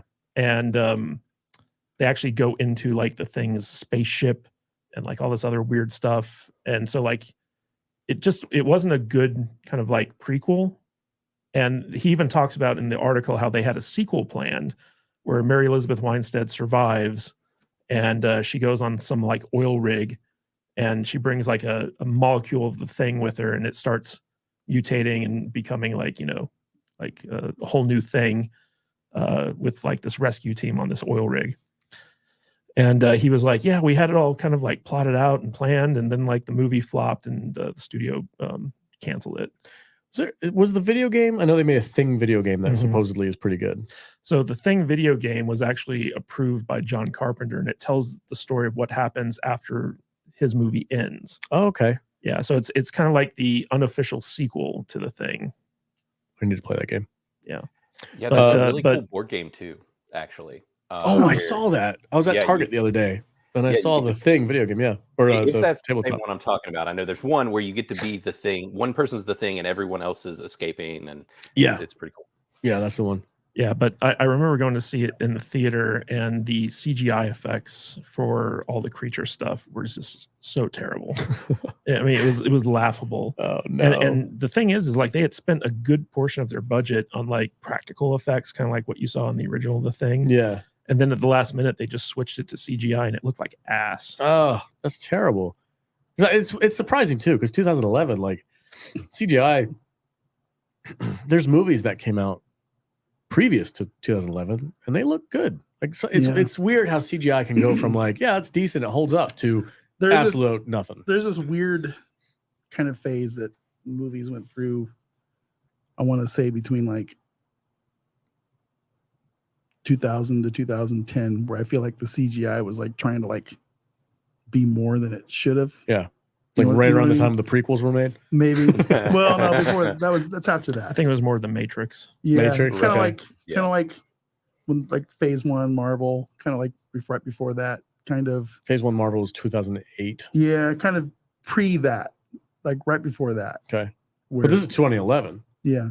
It's kind of around when King Kong was, right? Like kind of that ballpark. Like that Brontosaurus stuff. It's the bullshit. That's a terrible scene. Almost ruins the entire movie. It really almost does. Yeah. You could. It's like you can just feel the green screen. But yet they make the most disgusting bug scene ever made. It just, and that's all CGI too. Right? The T-Rex fight with King Kong looked freaking incredible. It's very inconsistent. Yeah, it's weird. Did you guys hear that they're considering remaking the Frighteners? What is that? What is the Frighteners? Really? Have you never heard of the Frighteners? No. Mr. Peter Jackson fan? No. You're the Peter Jackson fan. Michael J. Fox. Yeah, Michael J. Fox did a horror movie with really Peter good. Jackson about ghosts, and it's called The Frighteners. How have we not reviewed this yet? Well, we were going to until he decided to pick all the movies for October. We don't have to I do. literally was going to bring it up. Listen, man, but- you can pick whatever movie you want Mhm. at any time of the year. Yeah. It doesn't have to be like, oh, October spooky It's month. kind of an October movie. It doesn't matter. Yeah. Who cares? So. Pick a freaking. All right, well, horror then we're movie that- watching The Frighteners pretty soon. Cool. All right, let's do Okay. November. But Yeah, we the had Fright- some the reviews for Frighteners, that one. Death Row did. yeah, by the the way. Frighteners was the movie that that Peter Jackson did to get him Lord of the Rings. Oh, okay. Yeah, That's interesting. and he was actually working on the King Kong movie, like pre-production, while he was making the Frighteners, and he was doing that to pitch it. And then after Lord of the Rings hit, he was able to do King Kong. Just to warn you guys, I'm going to upset you right now. Uh-oh. The 1998 Godzilla movie does not have any reviews on Critlist, and I'm going to drop a good Wow. review. I'm going There to drop you a go. positive review on this movie, and Dude, You're I'll follow not gonna- behind you with one. I mean, that's Not- my see? childhood right there. see, Yeah. this guy gets it. Well, I mean, we're you and I think our birthdays are like a week and a half apart. So Yeah. I Yeah, mean, we're- we're right in the same. So the stars aligned to have you Yeah. like bad movies. Yeah. Is that how it goes? yeah, I mean, Pacific it's, Rim and What do you, Godzilla. Blaine, what do you think about Sahara? dude, listen. I mean, See? Oh my god! Oh my god! You don't It- have to say anymore. isn't that where the term camel skinner comes from? Was that movie? What is it? Camel Skinner? Didn't I that don't come know. from that movie? I don't know. That Sounds like something Timothy sounds- Zahn would say. Yeah, that Sounds sounds dirty. All right, Yeah, all yeah, right. yeah. I'm pretty sure it was. Yeah, it's a snip, you know, Yeah. on the bits. Yeah, I'm pretty sure it was that movie. But anyways, yeah, not a bad movie. You know, I mean, I like that movie too. It's very adventurous. It's a lot of fun. It's like Very your favorite movie. comedic. It's adventurous. It's got good music. I think it's just fun to give Alex crap about that movie. That's all right. It's all right. I'm gonna give. I could probably watch it and enjoy it. It's just dumb. When you don't like The Shining, but you like Sahara and 1998's Godzilla, you know Yes. something's wrong. Listen, man. Yeah. Entertainment value goes a long way with me. yeah. The yeah, Shining is a bit much. sure. What kind Simple of creatures. realist? What kind of Darth Maul wasn't Frighteners Michael J. Fox film where he found out he had Parkinson's. No, he had Parkinson's before that. Did he? Okay. Yeah. Do I do rad or most excellent? I don't know. Ooh. We should review it live on the live stream though. Right? Okay, yeah, I'm gonna show people right now. See, it's almost rad, and then I Right. could just bump it up to the most excellent. You just got to go 1 point, man. What and is- which get it one is right. that? What? What movie is that? 1998 Godzilla. Oh well, you know what? You can do live that. I can go on there live too. No, It's not going to get more than 50% from me. No, I doubt it. That's okay. Listen, that's the funny thing too. Is like I can like a movie and people are like, "You're freaking stupid." I'm like, well, yeah, okay, fine, but I still like the movie. Like, that's what's fun about it. Right. yeah, I'm not over here. Like, I had an idea for Critlist this week for the Real Salty Nerd chat Yeah. for our group. Yeah. That, well, just first let me preface it by saying that when new things come out, I want to see as many reviews on this thing as possible. sure. And I want to see a large range of people doing the reviews. So like when something comes up, it can say 30 reviews or whatever, and it has a nice aggregate score. Uh-huh. I don't want you and me to go out, oh, this movie is the fantastic thing, and have 2 reviews and say 100%. Yeah. That's, Right. to me, that's not quite where you want it, right? Right. But when something comes out on Rotten Tomatoes, sorry I said the words, but the audience score has 150 reviews and it's 62%, that's probably going to be about where it sticks, right? So I want to be able to put up a review from Critlist and have a review from Rotten Tomatoes, put them next to each other on a browser, Right. and I want them to be, semi in the same kind of area, or if not, then we know why. You know what I'm saying? Mhm. So I want more people to start using Critlist in that aspect, because and I think in the Salty Nerd thing, I think I want to start saying, let's review this show Together. Right, like a but group review. right, it's like I said earlier, and one of the guys said, well, isn't that review bombing? And I'm like, no, it's not review bombing, because review bombing is when everybody says the same that's thing. all. Go to Star Trek and Right. tell them everybody that it sucks. Yeah. And everybody give it a 2%. You That's want where to see Elon is. an aggregate. I want to see a legit Right. aggregate from the people, a good group Yeah.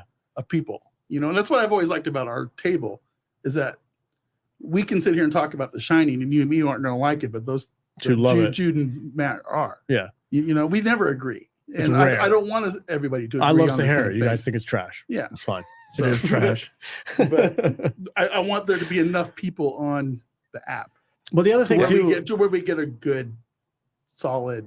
Right. the number of other people thing I in want to the see, users. I want to see, and this is a long shot. I don't expect to see this, but what I would love to see is a culture change with movie Yeah. fans. I don't Yeah. want, like, if somebody likes a movie, Cool.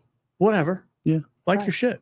But the Right. thing is, if it, like, this happened when The Last Jedi came out, and everybody was like, "Oh my god, it's a great movie, and if you don't like it, you're toxic." It's Right. like, no, look, you can like a movie, and somebody can come along and say, "Hey, this movie's super flawed, and Right. it's this and it's this, and I don't like this part." And be like, you know what? You might be right, but I still like watching it. Mhm. And just leave it at that. Like, you don't have to be like, "No, man, you're wrong. This movie's freaking awesome." Like, that's the whole group dynamic that we have here. It's like, he loves The Shining. Mhm. I think it's kind of boring. Yeah. Same. It's okay. Moving on. So, It's like, so the Salty Nerd score for The Shining, it'd be like 50%. it's about a 62% yeah, right it's now. like split right now. It's 100%. She gave it like a 95, and you and I gave it like 50 or 60%. It's going to Right. bring the Yeah. average down a little bit. Well, and that's the thing too, is I think with like how I did the scale, and somebody in the chat actually was mentioning, oh, well, it's a 75, so that's still a C. And I'm like, well, actually, on a critical scale, 75 isn't a C. Like, because I mean, at a 75, you're still rad. Like, you're not even decent. Like, you're rad, right? So, because I think that there's room for gray area, and if you're operating on a school rating scale, you know, like a grade school, where Yeah. anything below a 70 or whatever is an F, and it's like, that's absurd. Like, if because even when you aggregate it together, if 50% of people like something, it's probably gonna be pretty good to you, or at least 50% chance of it. I would just like to see the culture change a little bit, to be more like, you know what? Yeah, it's not a perfect movie, right? but there's elements that I really like. Sahara's not a perfect movie. Well, I like parts of I it. will admit there's some fun parts in Sarah. Parts, and I'm just there for the fun. Like, I'm not, and I feel like more people need to get attached to that idea of like, yeah, I like this movie, and it's okay if you make fun of me for it, because I'm still gonna watch the movie. You know what's a super fun movie? What's that? Pacific Rim. That's a freaking fun It's movie, a right, dude? fantastically fun movie. You beat me to that's it. right. I was Yeah, holding it that's in it. really Yeah. tight. That's it. Oh man, actually, somebody in our Strong Discord, characters. it was strong story. There's setup and payoff. it's eye candy. There's eye candy. Yeah, It's got everything you want. in a 40% of what you said wasn't true. It's not true. It's not right. Listen, There's when we not plot. listen to Alex, we Oh. don't need to disagree about it. Do not There's need to fight. some images on the screen. There's some aliens. There's some monsters. oh man, There's robots. There's interdimensional beings. There's a rift in the middle of the bottom of the ocean. Yeah. There's So- nuclear explosions underwater. That's an incredible scene, by the way. You ever think about that scene? And how'd they pull that one off? You ever, CGI. ever think It's about the wild. Roman Empire? I think about the Roman I think Empire about the all Roman time. Empire every I think day. I probably think about it more now It's than I ever ridiculous. It's like, Listen, oh, I just thought about it. I have a counter to the I think there's actually two types of men. All right, listen, Okay. it's not just the Roman Empire. You're one of two, and I saw someone mention this the other day, and I'm the other one. All right, it's either Roman Empire or pirates. have. And I'm a Ooh, pirate yeah, guy, dude. Think about Listen, pirates a lot. yeah. I think about pirates like almost every day. Yeah. Like, Yeah, I'm not a daily pirate guy, but I can see where you're coming from for sure. yeah. Yeah. I think we've got pirate guys out there. You know, those of us that Yep. just want to pillage and light things on fire, be on the open sea. Drunk 3PO has a Yeah. channel dedicated to Yeah, pirates. he Nothing does, but yeah, he pirates. does pirate history Really? on Drunk 3PO. Yeah, he has it's a different channel. I don't remember, what is it? History of Pirates or something like that. Can't remember the name of Yeah. the name of the channel. Something along those lines. But yeah, he dedicates time out of his day to make videos about pirates. I dig it, man. That's awesome. Yeah, it's Right. good stuff. I bet he's a Black Sails fan. Oh, Black Sails is great. But Dude. Blaine, what's your favorite pirate movie? Oh, dude, you know, I don't Okay. know. Hold on. That's a really Have the good Pirate of question. the Caribbean movies been? I don't know. I was just thinking the same thing. Because honestly, man, like we talk about like popcorn, like the Pacific Rim. I love that movie. So much fun. Like the Pirates of the Caribbean movies are just so much fun. Oh, They yeah, honestly okay. might be among my favorite like Yeah. Okay. So the first one, Curse of the Black Pearl, which is arguably the best out of all 6 or however many there are, has two votes for 100%. Okay. So yeah, it's been reviewed. The other ones haven't been reviewed though. It looks like it. So if there's people, the other 2 have not been reviewed yet. Sean Stackhouse, I'm on it. Sean Stackhouse. Yeah. Here comes 300. Hey, Blaine, are there any plans to allow people to include like embed YouTube videos of their reviews, or like a podcast player or something like that? So like if we reviewed one of the movies, we could embed it in our review. Right. Yeah. So outside of links, obviously, because we can do links now. So you mean actually like embed like a video player or something that can so people can actually watch it like on the page of the review. We've talked about that, and I think that it is possible because we are already running YouTube videos native in the app. Now we're not storing that data; we're pulling it from outside. And so, like, if you go look at any movie, you can watch the trailer within the app. It doesn't pull you out of the app, right? So I'm thinking that there might be a way for us to implement a way in which, if you link it, it'll work similarly.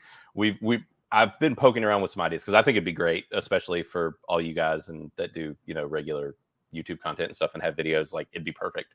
So I think that there might be a way for us to do that, and we haven't gotten deep into that yet, but I think we could. We're growing. Yeah, you guys are moving and grooving over there. You got a lot on your plate. But yeah, I think the more people that get on this app, and as the culture kind of grows, and the more things we're able to add to it, I think it'll be great. And I mean, and keep in mind too, I mean, literally, you guys, outside of, we had an article written about us from Christian Toto, who I think you guys know. He wrote an article, and then doing this with you guys, like, we had not ran any physical ads at all until last week. Like, that's why you guys are the primary chunk of our users and people that came from Christian stuff, like, because it was just like, we did that beta push. And so there will probably be a big influx because our marketing team's going to start doing some stuff ASAP. So nice. Yeah. Cool. Yeah. Nice. That's good, man.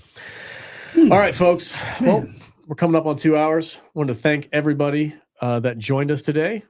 Really appreciate it. Some of our longtime fans are in there. I'm going to shout out some of the super chatters real quick. We got JT coming in hot. Thank you, sir, so much. 52 movies a year. Been a member for a while. They chatted with us. Nick was also here. He's been a supporter of the channel for literally ever. And Dennis Wright. Thank you guys so much for supporting the channel. Really appreciate it. I hope you guys enjoyed this live show. Hopefully we were able to kind of take your mind off the craziness of the world right now for a few minutes and enjoy yourself, put a smile on your face, laugh a little bit. Stay safe out there, folks. So it's a weird time. There's a lot of strange, crazy videos going around Twitter and stuff like that. So wishing the best for all of you guys. If you're in the armed forces, thank you for your service. Appreciate it. Good luck. I don't know what else to say. It's been a great day. It's a good day. Vader, how you feeling, man? You got anything you want to talk about? I don't. I'm feeling okay. Good. I'm feeling hungry. I'm hungry as hell. Want to talk about Saturday? You guys got a guest on Saturday, right? Go ahead, please. Well, it's your job. I'm blanking, but I know we have a guest coming on. I just don't remember his name. Sorry. Yeah. So we got, I believe his name's Blake from Pop Culture Crisis, and we're going to be talking about all types of fun stuff on Saturday. Don't know what the topics are yet. Well, you sound like me, Matt. Yeah. Got this guy coming on. We're going to talk about some stuff. Yeah. It's going to be great. Well, there's a lot of time between now and Saturday. A lot can happen. So I'm sure the topics will vary. Who knows? Maybe the Acolyte will come out and they'll let you binge it. Okay. Maybe we'll talk about Loki season 2. I told you, no more Star Trek, no more Star Wars. You're done with it? Done. You're done? Done. I'm not done because I got a dope ass lightsaber. You do. I'm not done talking about Star Wars. I'm not reviewing any more of their shows. I wouldn't. I'm just not. Why would you watch their shows? We need to redo our Star Wars reviews. Why? Because they were audio only. We did those like way back in the day. You mean the movies? Yeah, the original trilogy. Jude's not going to want to do that. No, fill her in. Somebody else. Okay, great. She'll love that. Anyway, Blaine, shout yourself out. Let people know where they can find you and how can they support the app. Yeah. I mean, first and foremost, give us a download. Check out Critlist. You can find us at critlist.com or find us in any of the app stores. And honestly, if you truly love these guys and love them getting their badges, then only you guys can help Alex truly achieve his goal. So that's all I'm going to say. But Yeah, on that. And then you can find me on Twitter at Criticlist_BA or Criticlist Blaine on Instagram and whatnot. And then just we're Criticlist Inc. on all the social medias. Go follow us. Everybody that follows us on all the sites and stuff helps, make us look like a real thing. So definitely do that as well. Yeah, for sure. Right on. Thanks, man. Appreciate you coming in. We had a good time. And everybody, thanks so much for watching. Appreciate it. We'll see you next week. Same time, same place. Stay salty, my friends.